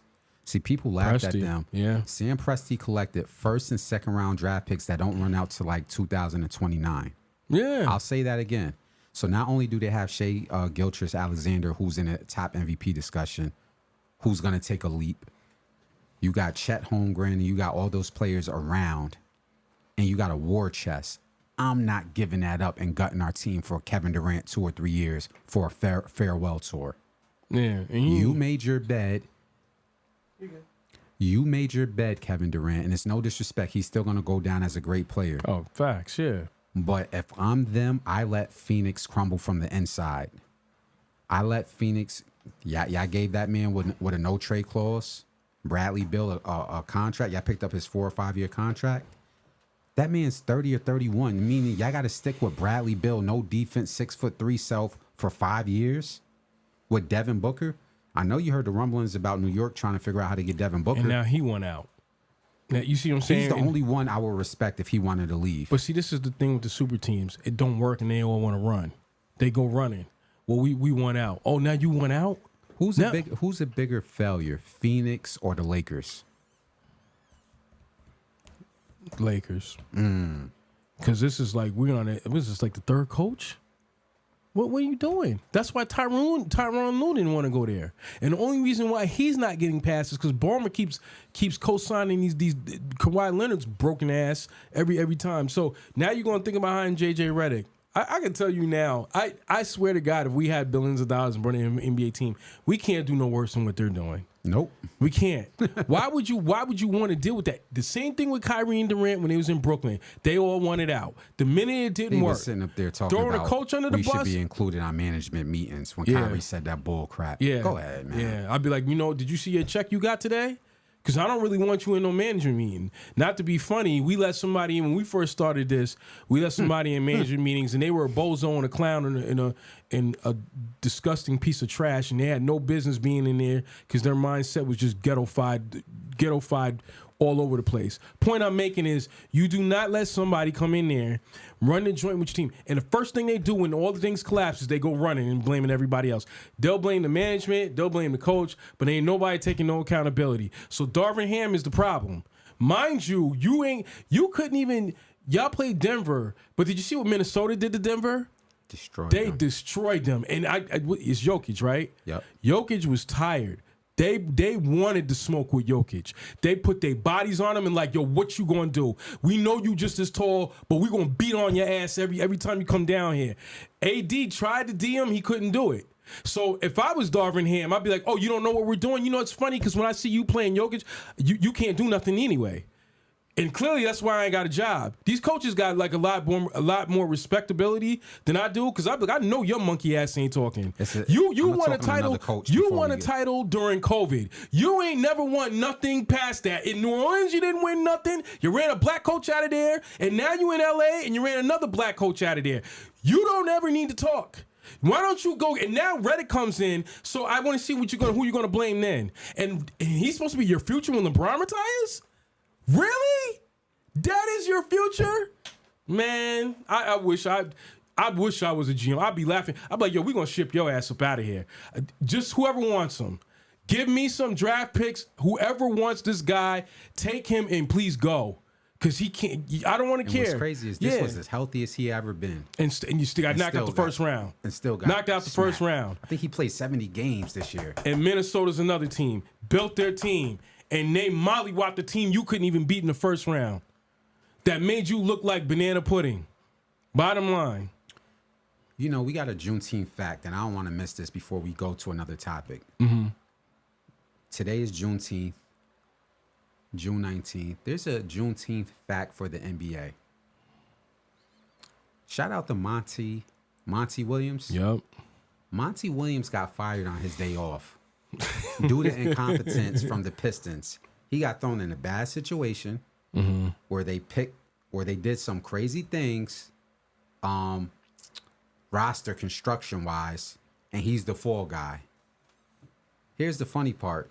He got fired on his day off and they owe him $65 million. God Do damn. You know how happy I would be if I get fired from a company, from a sports team, from a podcast, and you still got to pay me over 6 figures, let alone 7 and 8 figures? Yeah. So shout out to Monty Williams for getting fired on his day off and he's going to be collecting $65 million. Seemed like a real ninja to me. Yep. Seemed like a real ninja to me. Monty Williams, get your bread. Salute to you. Yeah. Yeah, 65. What was going on in Detroit? What is just bad? They had that kid that from Notre Dame's coach. Jaden Ivey. Yeah. They wanted to start Killian Hayes over him for half of the season. We can start there. And I think that went above Monty Williams. Like them telling him, oh, keep starting Killian Hayes. Then there was some other stuff with draft picks and so forth. Again, he's the fall guy. We got to get you up out of here. Detroit Pistons been making piss poor moves for years. Just happened to be Monty Williams, another fall guy as a coach. But he's going to collect $65 million from the front office incompetence. Damn. Seemed like a real ninja to me. Yo. Oh, my God. Jesus, Lord of mercy. So you want to go to the WNBA? Yeah, we can do that, man. Okay, so for people who don't know or maybe new, we do a lot of independent media within the WNBA. We started off covering the New York Liberty for darn near a decade. But for the last couple years, for the last 2 or 3 years, we've been covering the Connecticut Sun. The last game that we did media, we covered the Connecticut Sun versus the Indiana Fever with the great Caitlin Clark, the rookie Caitlin Clark. So I'm going to let you lead this discussion because you said you saw some things you didn't like. Then I'm going to build off of it with my commentary. But when we went to the game, I want you to explain the atmosphere, then tell me what you didn't like from that. Well, the atmosphere is that, clearly Connecticut was on a very hot streak. They had lost to the Liberty. That was their only loss this year. They were playing a clearly an Indiana team where everybody's coming to see Caitlin Clark. But the finals was also going on. So we ended up getting into that media room and, it wasn't a media frenzy like it was before. Long story short, Connecticut did what we expected them to do. They played great defense. Mollywopped and mollywopped them, a young Indiana team. What I think I didn't like, what I saw is that Caitlin Clark was clearly getting frustrated at the way Carrington and the way they were playing her. She wasn't having a good game, and I want to say she got into foul trouble. She still had at least 1 or 2 fouls left, if I remember, when the game was in the third quarter. Now, the coach just sat her. She also, and I'm not going to sing out just Caitlin Clark, she sat other players. And then other players came in, and it looked like it was a better outcome. What I think I had a problem with is that, and I just no shot the coach, but this is because they keep saying she was in Seattle with Breonna Stewart and who was with Stewart? Anyway, she was with star players when they first came into the team. I get that you have that experience. This is a whole nother experience, okay? Because Breonna Stewart, everybody wasn't coming to see Breonna Stewart. They weren't selling out arenas, and they weren't switching arenas just so when Breonna Stewart came to town. And that's not a shot at Stewie. Stewie's one of the best players in the league right now, right? But this is Caitlin Clark, and this is another level. You know this because you were ear hustling when I was talking to a lot of the fans. People pay like almost $700 to all to combine together to go see her. People coming from Vermont, from Maine. People coming from all over to go see this girl. I could tell you if I'm Indiana management, that's a little bothersome to me. Because I can assure you, and as much as the coach was justified, she had a justified reason. She said, you can't coach effort, and it didn't look like they were playing with effort. I just know that at some point, and I mean, it has turned around since that happened. You just got to be careful because 1, you don't want to break this kid. 2, you don't want to upset the fan base. So people are starting to see like, you're not playing this girl, and you're not really running anything through this girl for the defense, like offensive wise. It's going to lose that steam. Secondly, I'm seeing things that screens and things are being set on the court because we witnessed it. Mm-hmm. I'm going to say, where the F were her teammates? Mm. And let me also go there. So let's stop. You're talking about the screen where, I forget her name, girl from the Chicago Sky hip checked her. Oh, you mean Carter? Yeah, Kennedy Carter. Yeah, Kennedy Carter. Well, I'm not just talking about that. I'm talking about when we in Connecticut. They were kind of getting a little mouthy too. They got mouthy. They said some things. The point I'm making is that in games, well, the Carter one is what the world saw. My problem is with that is that, first of all, and shouts out to Shaneka Bumake and Andrea Carter, and I respect everything they say, and I know they have way more experience in women's ball than I can forget, right? I mean, they forgot more ball than I know about women's basketball, right? My problem is, and we qualify because we've covered this game for years. Since 2011. We didn't just start doing it because Caitlin Clark got here. My problem is that I don't maybe think you got the right team or players around this girl, this young lady, to develop her. I don't think you do. Yo, when Carter knocked her on the ground, did you just see Aaliyah Boston? No, we're gonna be good people. We're gonna you got to be a bigger person. No, you go and knock her on her ass. You make her Camilla Cardoza. You make her feet come off the ground, and you stand over and say, "You ever do that again, you're gonna stay down there next time." You're not supposed to be sitting up there letting her go like, we're just gonna be bigger people. What really? What did Camilla Cardoza do to Floje? And we love Floje. Yeah. What did Camilla Cardoza do? She knocked her ass off the ground, and you could see her sneakers go up in the air. Her feet come in the air because she pushed her so hard. Yeah. Because Camilla Cardoza loyalty to her team and Dawn Staley for how they embraced her. Right. Flying her family in from Brazil. Yeah. She said, I'm going to run through a wall for my team. Right. So I think that's part of I play devil's advocate. Okay. And I'll talk about this on my end. I think they need a quote unquote, I hate to say this because they don't like to be compared to the NBA. You need a Draymond Green on your team. Yeah, or Goon. You need a Liz Cambage on your team. I'll say that. Yeah. I don't want to. Where I differ from you is I like the young pieces around. I don't think they're being utilized right, and I'll talk about that on my end. Go ahead. Okay, so I just see that they're not backing her. I think Matt Barnes says something about that too. Like, yo, you can't have this girl sitting here and they giving it to her and y'all not doing nothing. But maybe it's because of the team you got. If you had some vets in there, and no disrespect to Erica Will and them, I don't know what they're doing. You need to put some people on that team that's like, yo, your job is to make. It's like with Oakley when he was playing with Jordan the first time. Like, yo, you put your hands on Jordan, we're going to mollywop you. You're like, you just going to get these hands. It is what it is. Don't put your hands on him.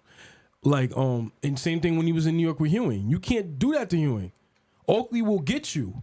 And the other players like Anthony Mason and them will get you. You need to put something around her. Aaliyah Boston's sitting up there trying to be a bigger person. I don't want to hear that. I just don't. I'm sorry. I'm not calling her out, but, I don't know, man.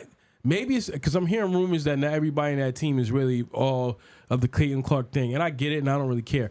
I'm just saying personally, what she's bringing in and what she's all eyes is on her, she's clearly going to be the face of the team, whether y'all want to like it or not, right?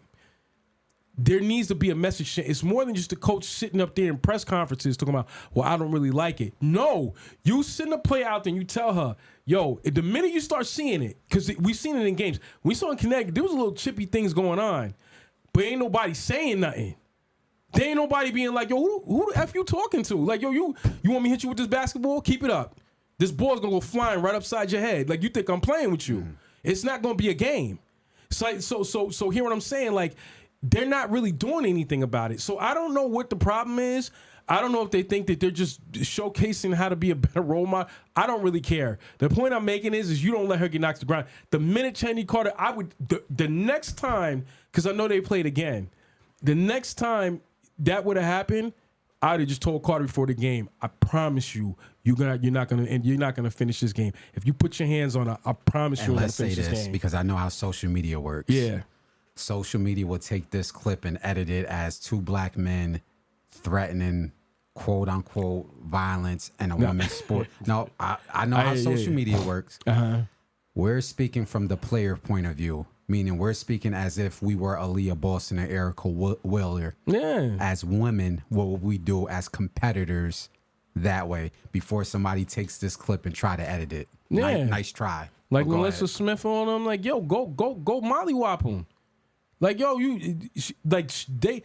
if I was Caitlin Clark, and I'd be like, yo, they getting at me. I want to say something, but I can't. I would look at Melissa Smith. I'd be looking at her like, yo, say something, but I can't. Go handle that. You know what I mean? Like, it just needs to be handled. I don't understand. Maybe it's just me. Maybe I'm looking at this wrong. I don't know. I say this, as far as that, and I got some different points of views. Mm-hmm. I'm going to touch on that aspect of having your teammates back. Right. Whether you're playing at the playground, playing in junior college, Division I, Division II, NBA, when somebody goes after your teammate, you got to send a message, meaning the next time you jump for a rebound, I might just elbow you in your back. Facts. To let you feel me that I'm here. Yeah. Or the next time you speed past me, I might accidentally put my foot out, and I don't know how you just tumbled over my foot. Right.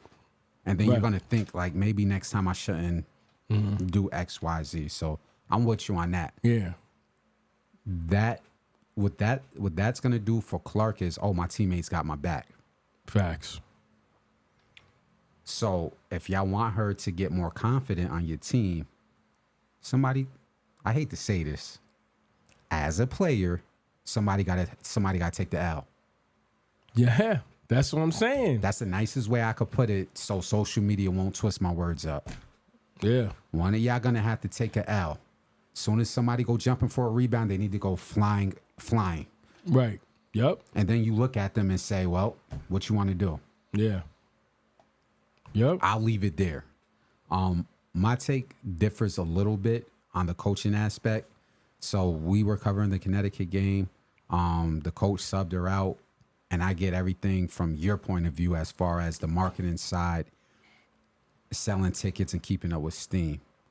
Here's the aspect I want to put out there from a coaching perspective. Okay.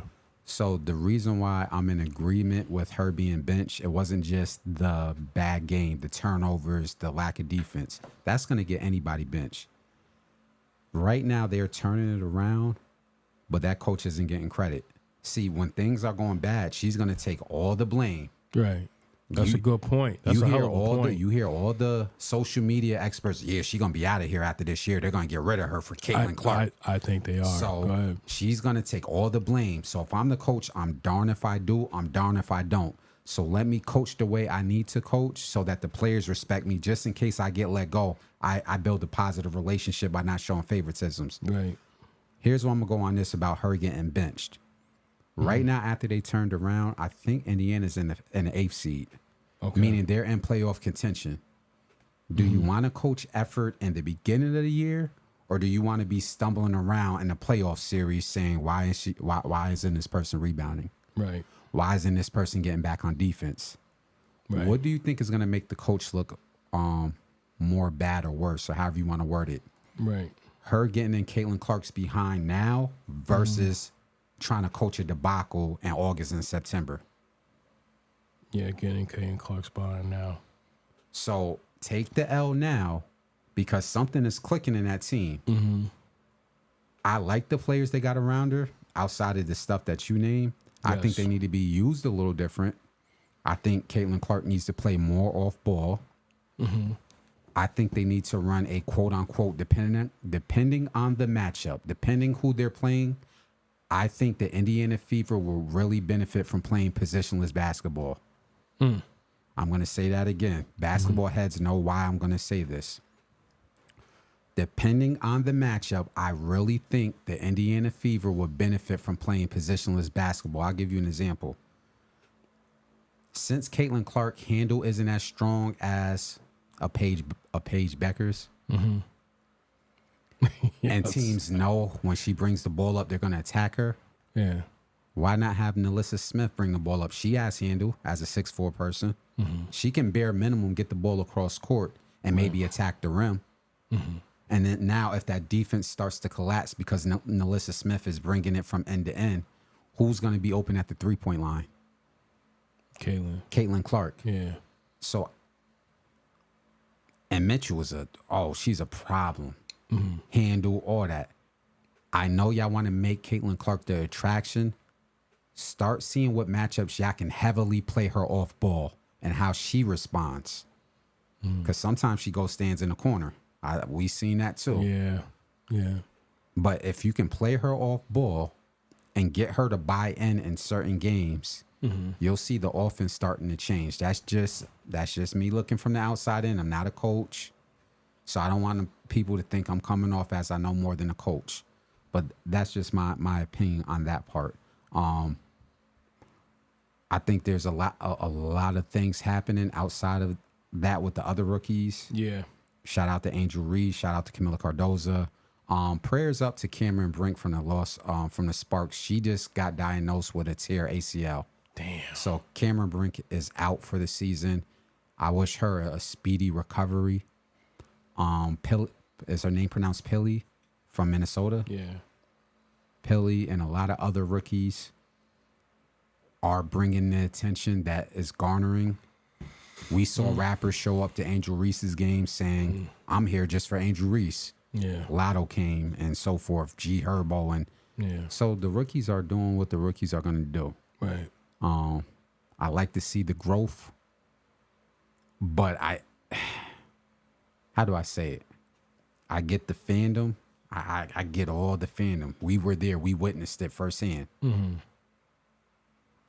I don't want coaches and other teams to quote unquote change the way they coach for fandom. And I'm going to say why.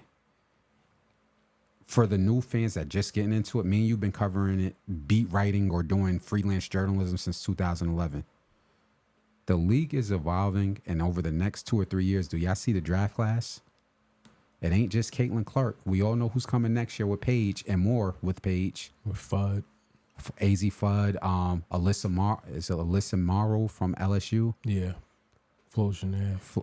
I think she might have one more year. I don't. Okay. But if not, like, the draft class is heavily star-studded. Yeah. Meaning you're going to have just as big as stars as Caitlin coming in next year and for the next 3 years. The coaches are not going to be able to bend every rule because you're a superstar coming in with an NIL deal. So I think maybe she might take the L this year, the coach. But this is just me. I think if she stands tall, it gives the strength to other coaches so they know what to do next year and the next 3 years. How do you coach Juju Watkins when she gets here? Are you going to bend to Juju Watkins fans? Because we see what Juju Watkins is doing as a freshman. Just imagine the next 3 to 4 years. Yeah. So that's just my opinion on this situation. To coincide with your point with the effort, Indiana's won 3 straight since that game, including tonight when they beat Washington. So, I'm just saying.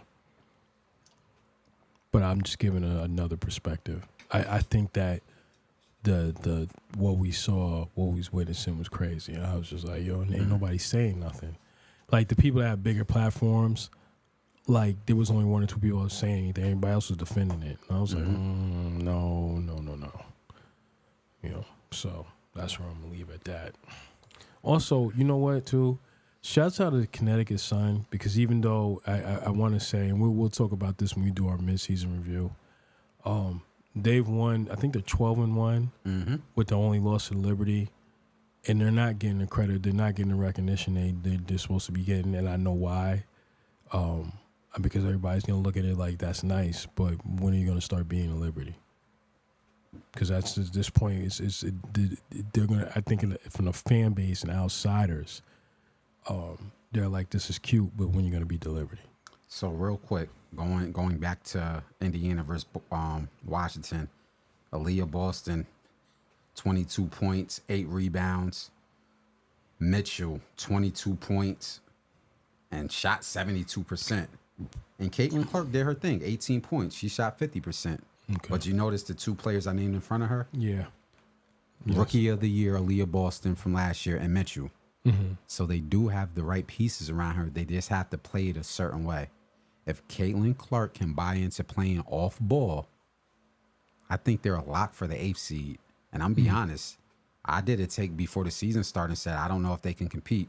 But now with Cameron Brink getting injured and rest up to her, seeing the way Minnesota's going, seeing the way Washington is playing, the Indiana Fever might be a lock. Minnesota's another team nobody's paying attention to because everybody keeps thinking Vegas is going to do their thing once they're 500 right now. Because who did that guard is Chelsea, out though? Chelsea Gray, yeah, she's out. So because of that, I think they're not noticing. They're thinking when she comes back, everything's going to change, but I don't know. So, shouts out to Minnesota and shouts out to Connecticut. Because I think that even though they're winning in the way that they're winning, the light is not even on them. And I don't know why. I don't understand that. But, you know, whatever. So, we're not halfway through the season. We're like a quarter. Because it's like 36 to 40 games in the season. 40 games, yeah. Who are your top 2 teams or 3 teams if you say, hey, you need to watch out? Minnesota's, to me, even though I know Connecticut's winning game, Minnesota's the team to me. Like, nobody's paying attention. And the fact that they're beating Connecticut teams. smacked them around. Here you go. I know. Shout out to Dewana Bonner. I think Connecticut. I think Minnesota. I think the Liberty. Even though they lost last night to Phoenix, I think the Liberty. Okay. I think the Liberty, and I think also Seattle. Those are the 4 teams. But the thing with the Liberty, I think the Liberty, I don't know, it's something with them. Maybe it's just my eye. It's the eye test, especially with Sabrina. They are in tune. Like they are. It's like a machine. Like they're moving like a machine. I know against Phoenix, that was a loss. But when it counts, New York is on their A game at all times. So I think, they'll be there in the end. I mean, you want to say Vegas, but I don't know. Minnesota seemed like they got a lot to say. Whether you want to acknowledge them or not, you're going to acknowledge them down the line when it's the end of the season. You know what I'm saying? I think Minnesota will be there in the end. Liberty will be there in the end. Connecticut will be there. It's just, are they going to be in the finals or are they going to be in the semifinals? Okay. You get what I'm saying? Yeah. So I'm going to give my teams. Then I want us to touch on Connecticut just briefly before we go over our hip-hop topics and so forth. Okay. So mine's is mixed.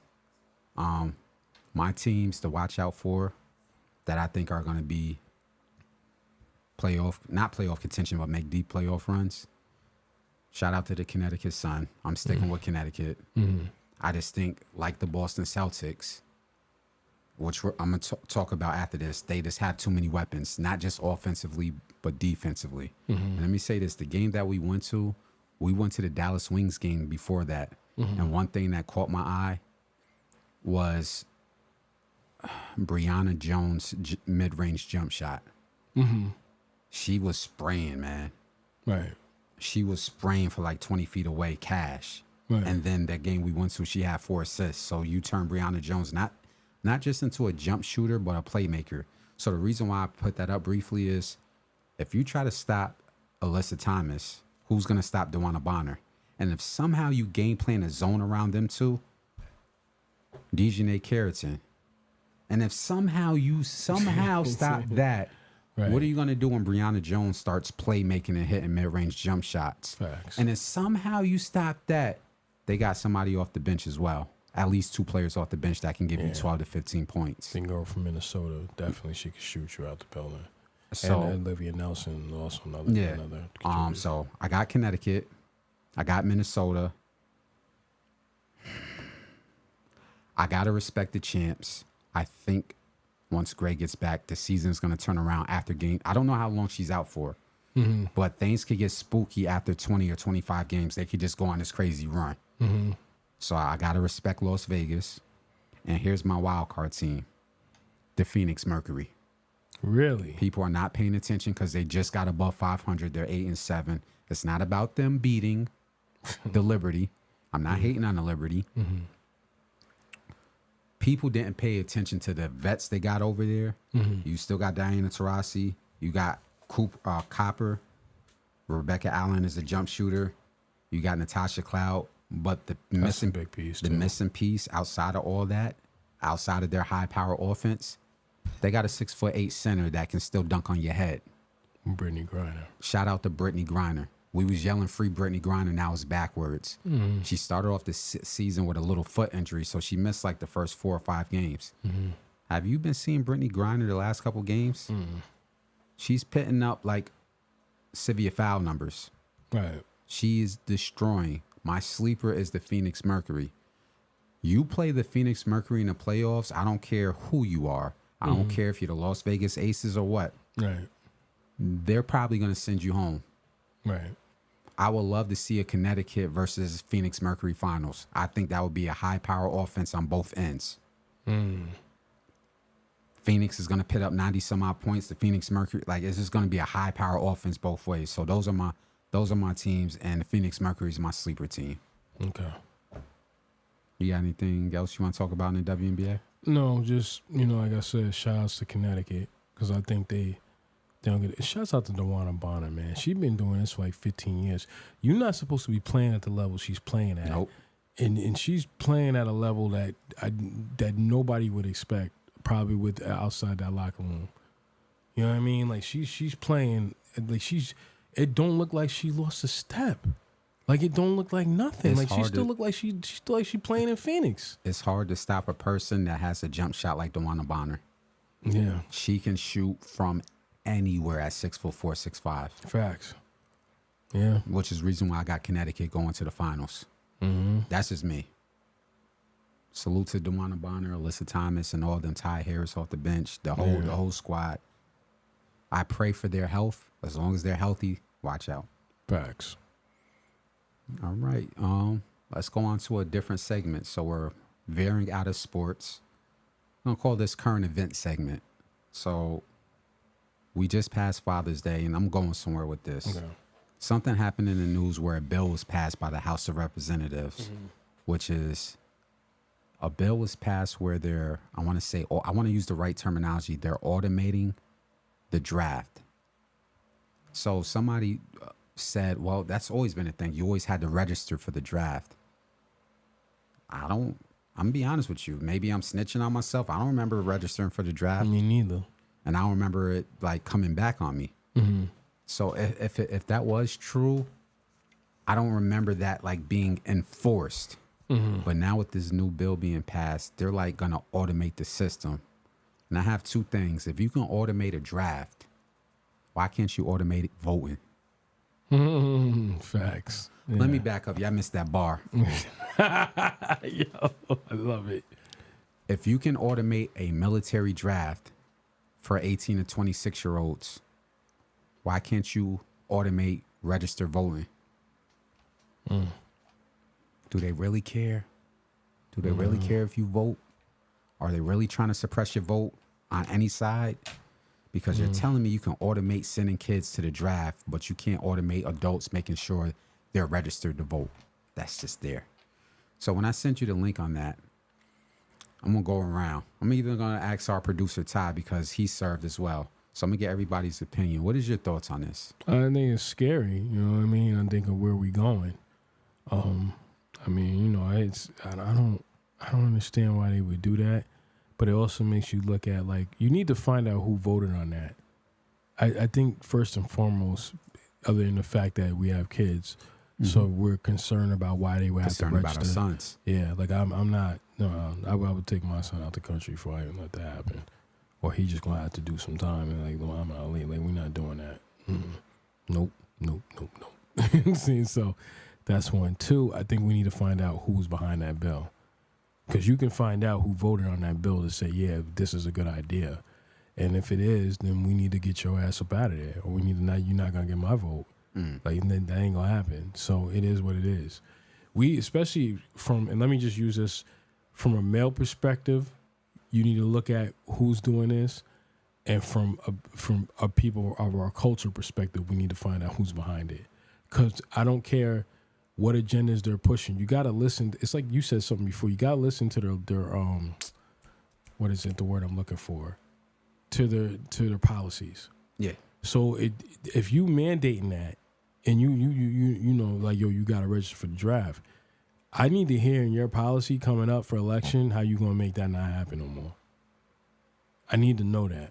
I don't care about anything else. I don't, and you know, other things clearly for our culture. I don't. Why would you do that? For what?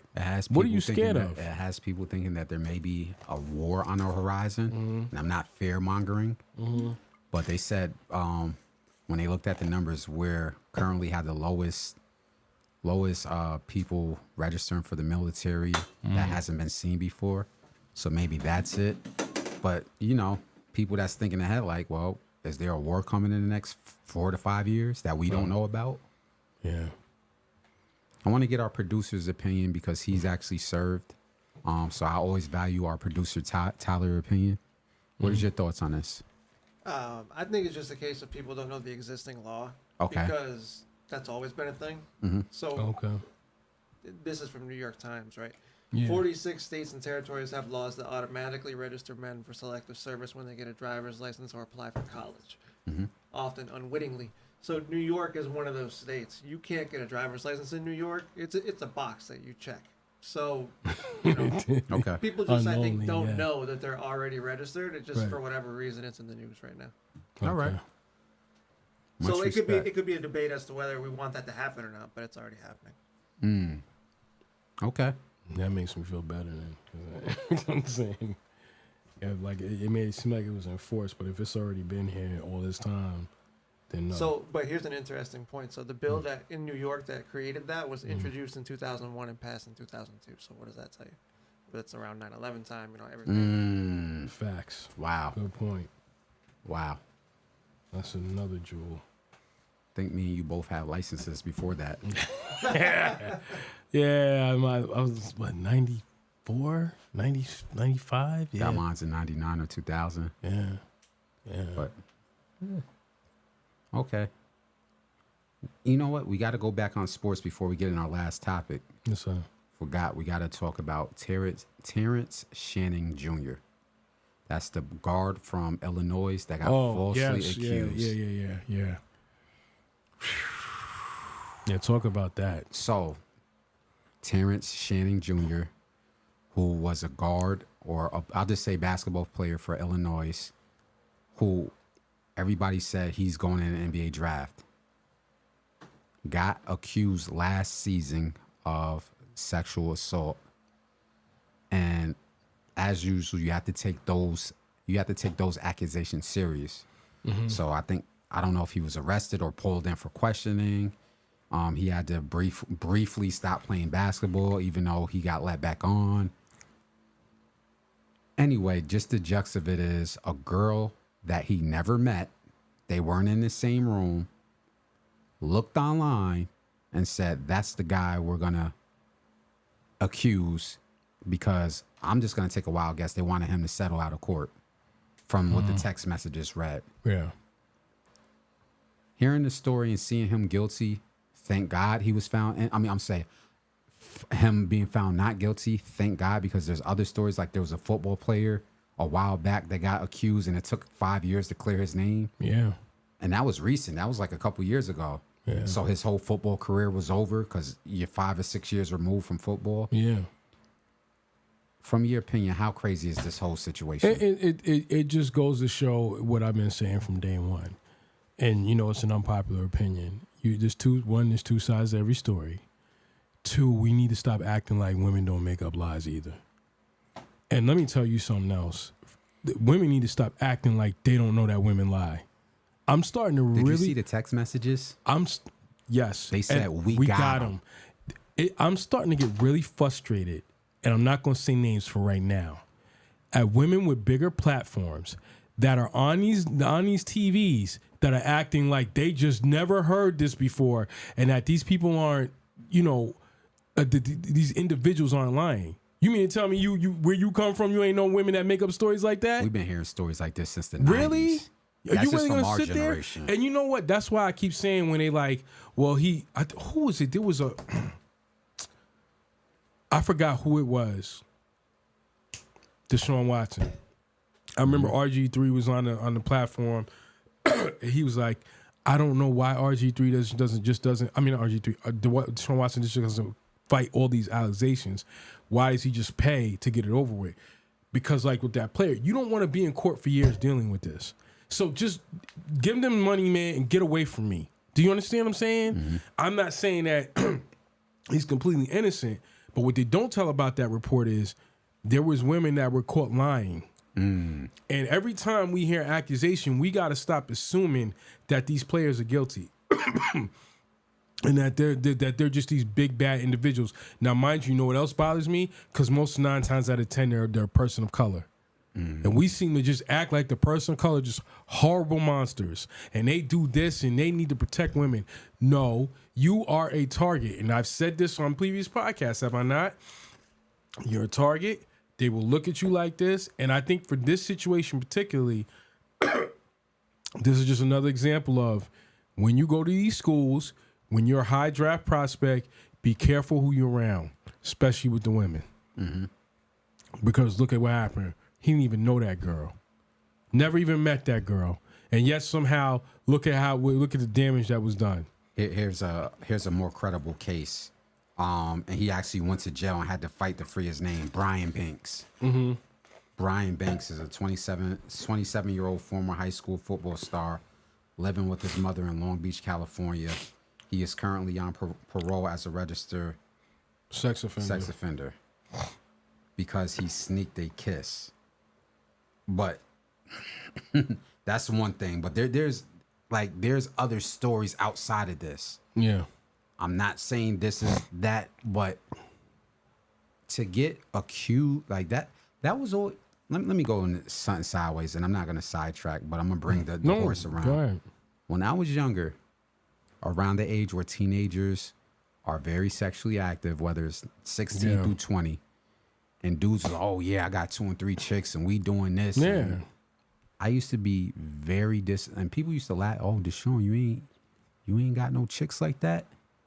You ain't running no Trisname? If y'all know what I'm saying, y'all know what I'm saying. Yep. I was like, nah, that's not my thing. For one, it's not my thing. Number 2, I never wanted 5 or 10 years somebody say, well, that was sexual assault. I'm not trying to say I knew it all, but I knew what consent was early. Yeah. I, to this day, know every female outside of my wife I had sex with. There was never a one night stand with me. And I'm not saying that to say I'm better than people.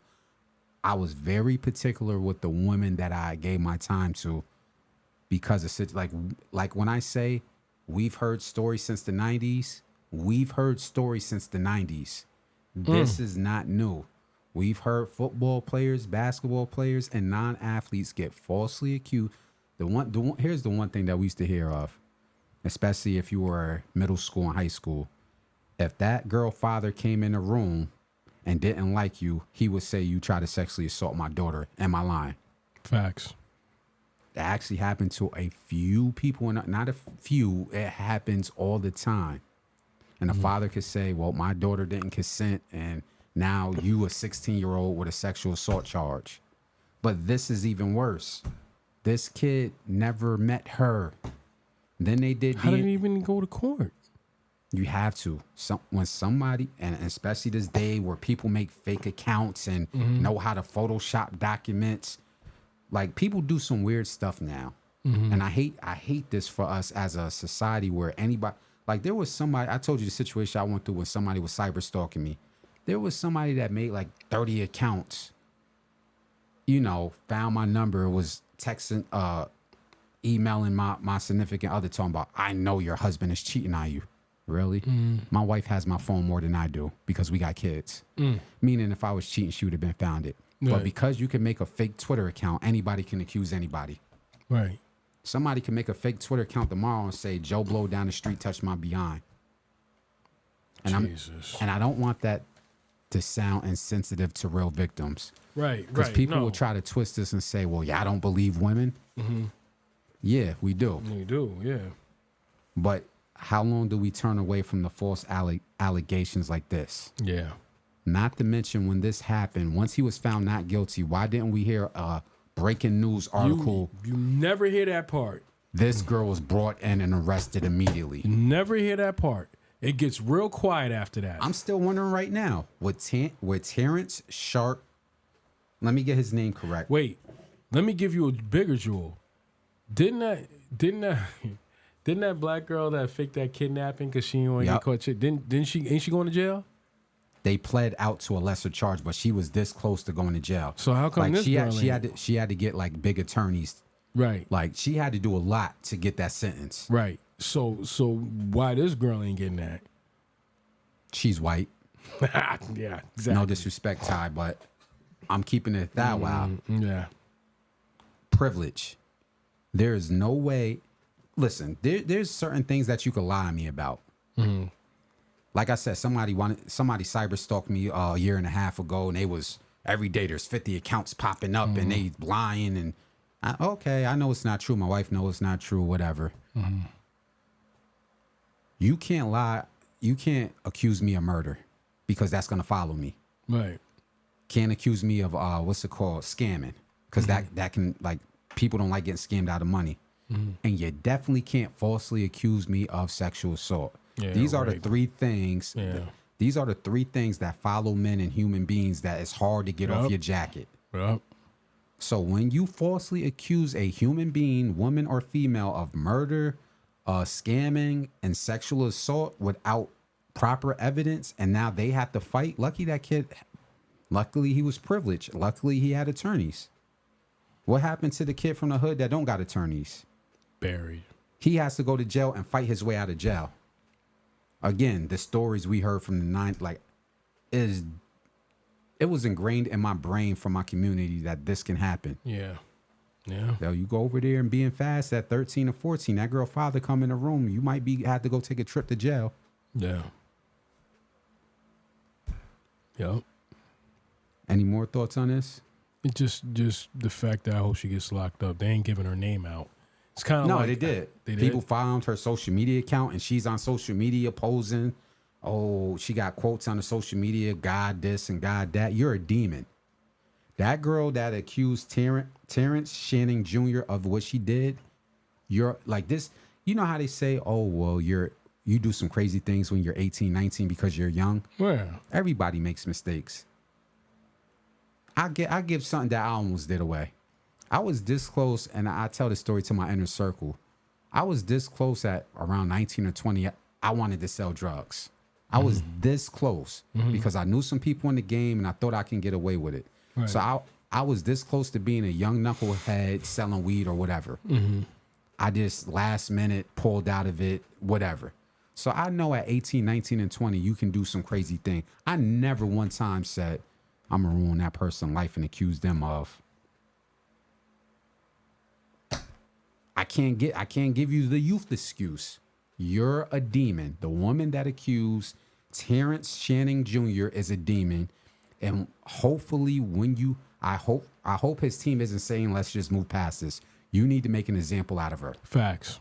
Same energy you did to take him down. You need to go right after her. There is no, we're just happy we're innocent and let's just move forward because you're going to the NBA. Yeah. She needs to be made an example out of. She needs to be crying on TV. Her parents need to be crying. Her parents need to be on her knees begging that the judge don't give her 15 years for this. Facts. That's justice. Facts. What she mean, God is good? She trying to be funny? Trying to play innocent on social media now that she's caught. Because, you know, them cyber people know how to find your accounts. Yeah. So they found her Twitter. She turned it private. They found her Instagram. She turned it private. It's too late now. Now she's on there posing, switching accounts, trying to play innocent. Yeah, okay. Wow. Terrence Shannon Jr., please. I know you're focused on the NBA. After the draft workouts, get your legal team together and go after that person. Yep. Sure would. Last segment. We usually do hip hop first. We usually got a lot of hip hop topics, and we usually go first, but this is our last segment. I want to start off with Common and Pete Rock. Okay. Shout out to Common. I think he's from the south side of Chicago. He's from Chicago in general. Yeah. Shout out to mega producer. I'm going to call him a mega producer. And DJ Pete Rock. They have an album coming out. You might say, oh, y'all old heads. Yeah, what do we care about Common and Pete Rock? I think when a person like Pete Rock gets behind a project, it needs to be listened to because how great of a producer he is. Yeah, great. I remember interviewing DJ Thorough about 10 years ago in Harlem, and I asked him who was his top DJs, and he named Marley Marl, DJ Premier, and Pete Rock as top DJs because he said they're the only DJs that actually produce the records you hear on the radio. And that's coming from DJ Thorough. I'll say it again. DJ Thorough tipped his hat to DJ Premier, Marley Marl, and Pete Rock because they also produce the music. They don't just do records. Him getting behind a Common project at this stake in hip hop is huge because what have we been listening to? Garbage. And we're going to talk about it. So Garbage. I recently brought Rhapsody's merchandise. I brought her vinyl and CD, and I'm going to do the same thing for Common and Pete Rock when their album drops. What is your thoughts on this new project coming? I'm excited to see and hear it. I think it's just going to be dope, and I can't wait to see and hear it. And you know, I think it's going to be legendary. It's going to be legendary. It says Common has always been consistent and great music. And I'm going to say that again. As long as I know Common, he's been consistent in dropping great music, great albums. So this just be add another belt to his catalog. You understand what I'm saying? So the name of the album is The Auditorium Volume 1, dropping July 2nd via Luma Vista. I don't know if that's a platform or whatever, but The Auditorium Volume 1 by Common and Pete Rock is dropping July 12th. I'm sorry, dropping July 12th. You can go to Common's website, pre-order the merchandise, pre-order the vinyl, or pre-order a CD if you remember what a CD is. And they even got a collector's edition tape, like an actual cassette tape. That's what's up. I'm looking forward to it on my end because me and you were like hip-hop enthusiasts. Yeah. We need that. I'm sorry.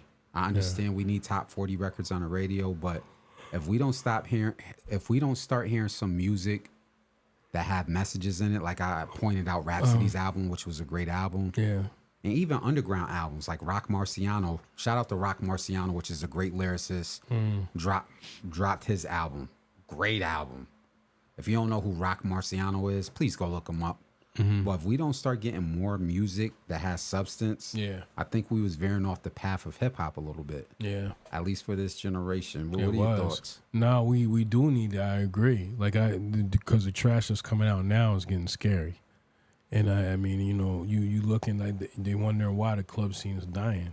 Listen to the garbage ass music that's coming out, and the messages it's getting worse. Like, you know what I mean? Like I think we said this because we, you know, which we'll do on a later date.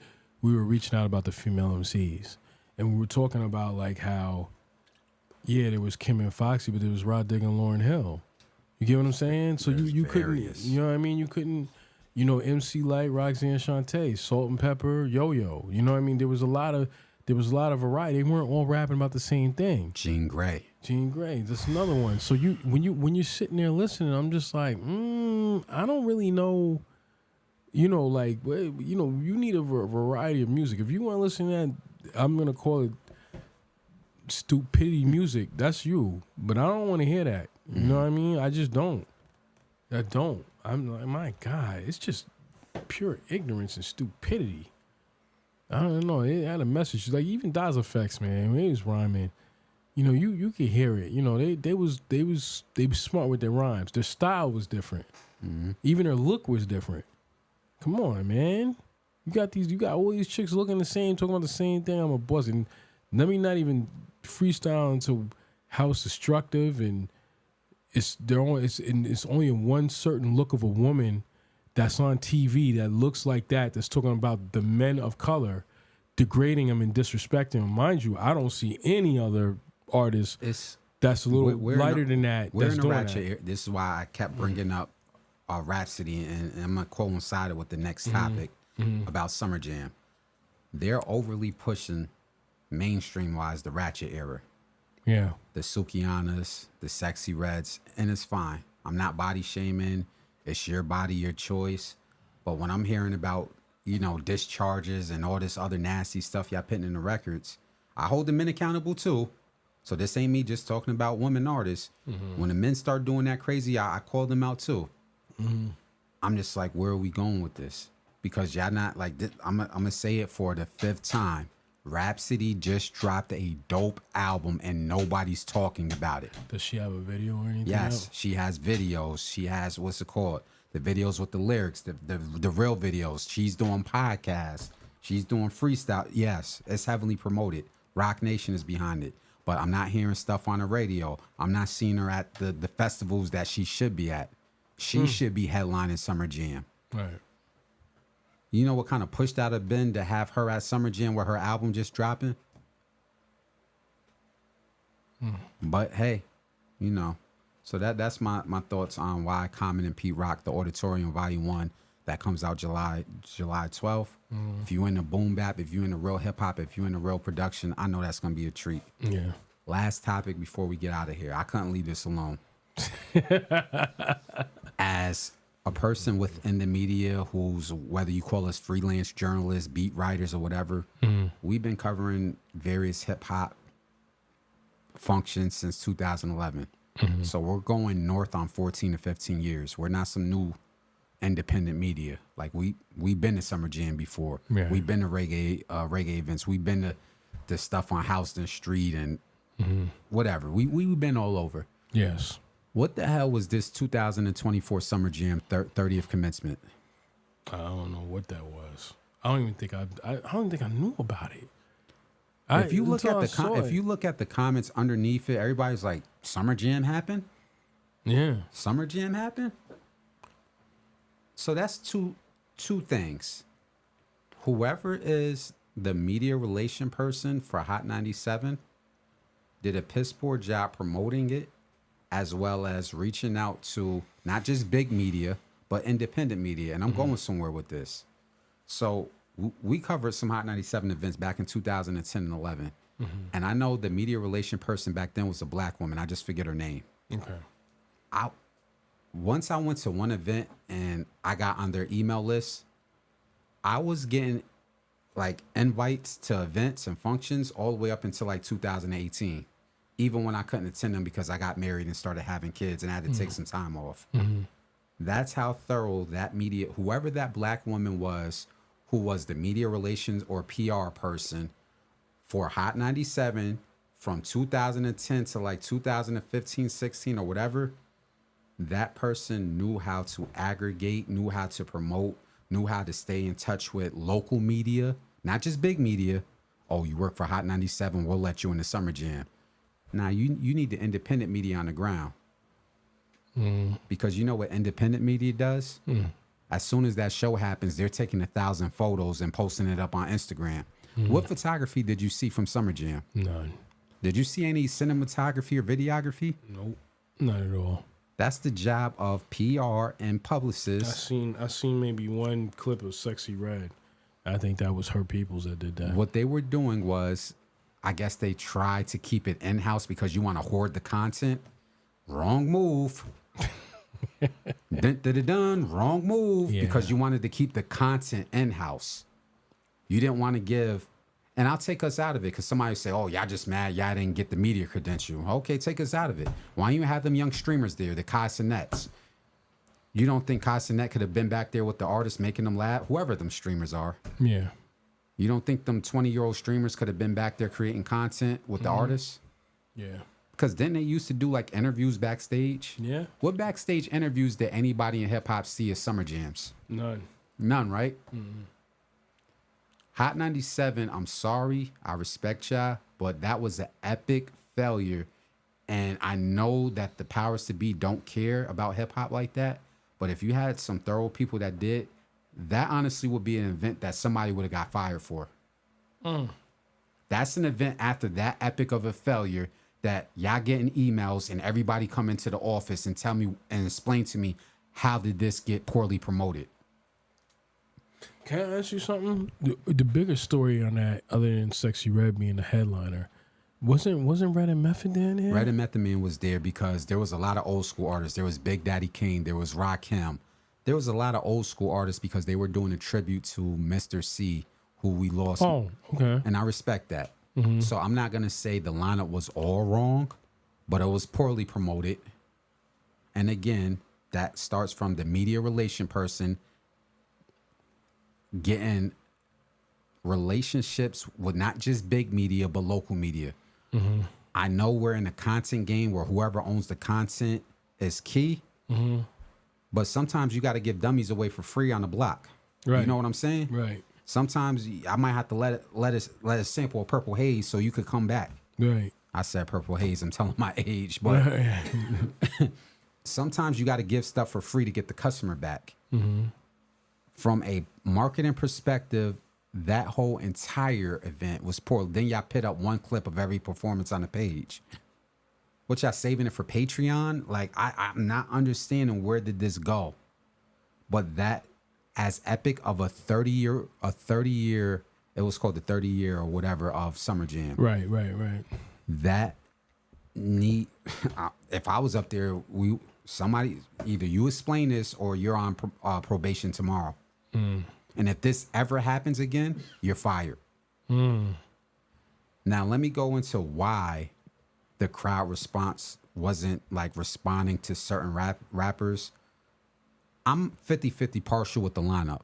They gave some up-and-coming artists from New York. Like they gave that girl, what was that girl from the Bronx that we said we like? Connie Diamond. We like Connie Diamond was there. Lola Brooke was there. So it wasn't all bad. Mm-hmm. No disrespect. What was ASAP Ferg doing there? I don't know. Does he have a record out that I don't know about? ASAP Ferg does not have a record out. So I don't know what's the connection with having ASAP Ferg there and some other acts that were there. But there were a few acts that you're looking at, like, I know you're young. I know you might be from Harlem or you have a movement, but you don't have a record out. So why are you here taking up space when we can be introducing the crowd to somebody new, somebody old, Rhapsody, other artists?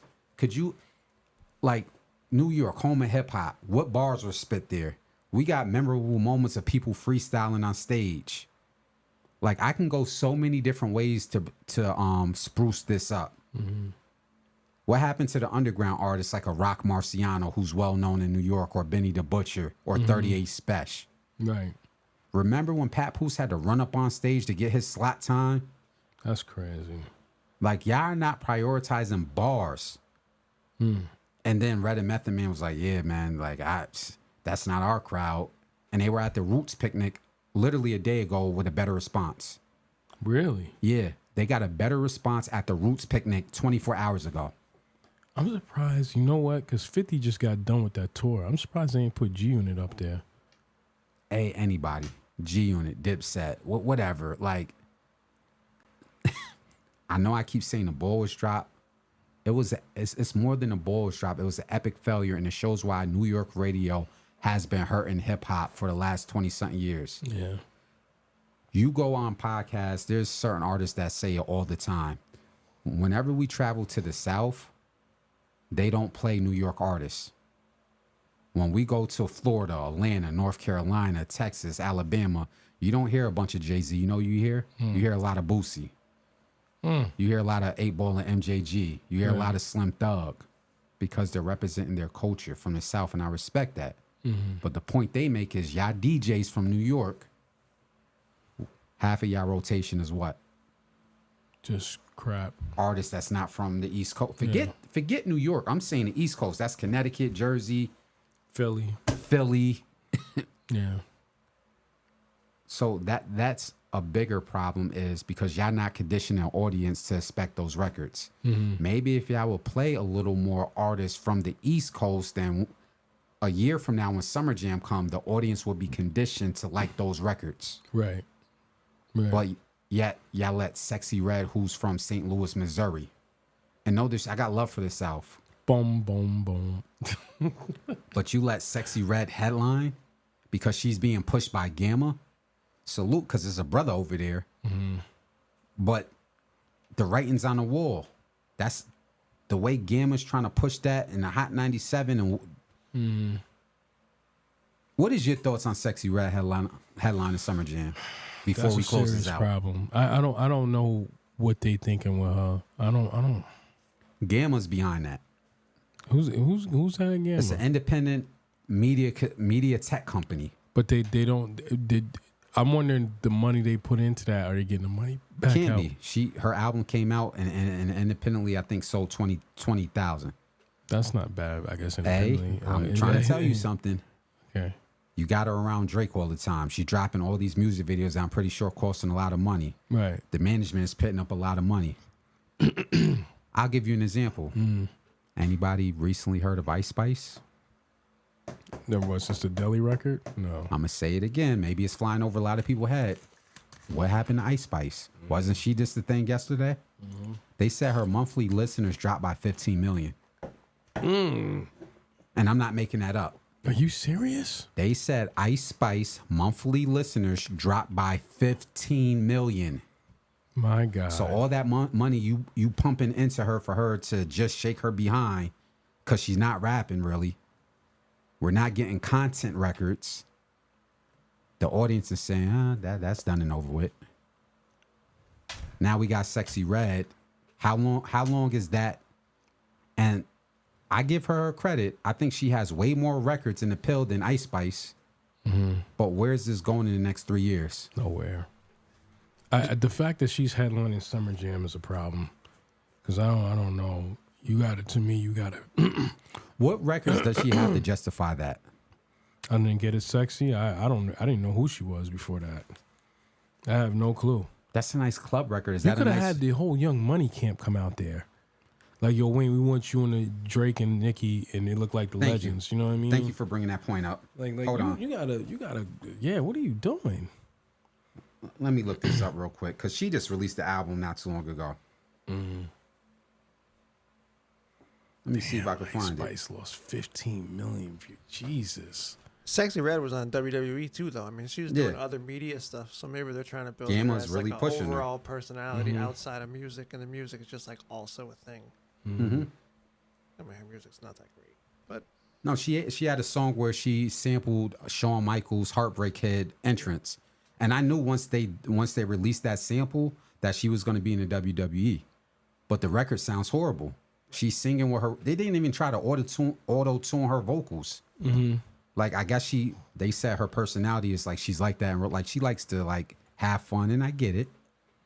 But we're talking about music, so you're singing 3 keys off to the left on this Shawn Michaels "Heartbreak Kid," and it sounds horrible. But that got her in the door with the WWE. Lord have mercy. But going back to Nicki Minaj, she just released the album not too long ago, and that album actually sold.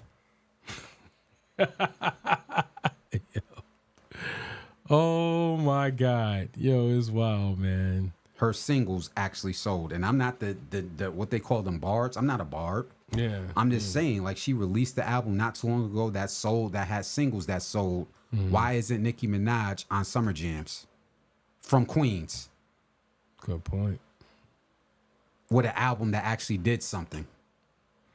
So this isn't me all the way shitting on Sexy Red. I understand her appeal.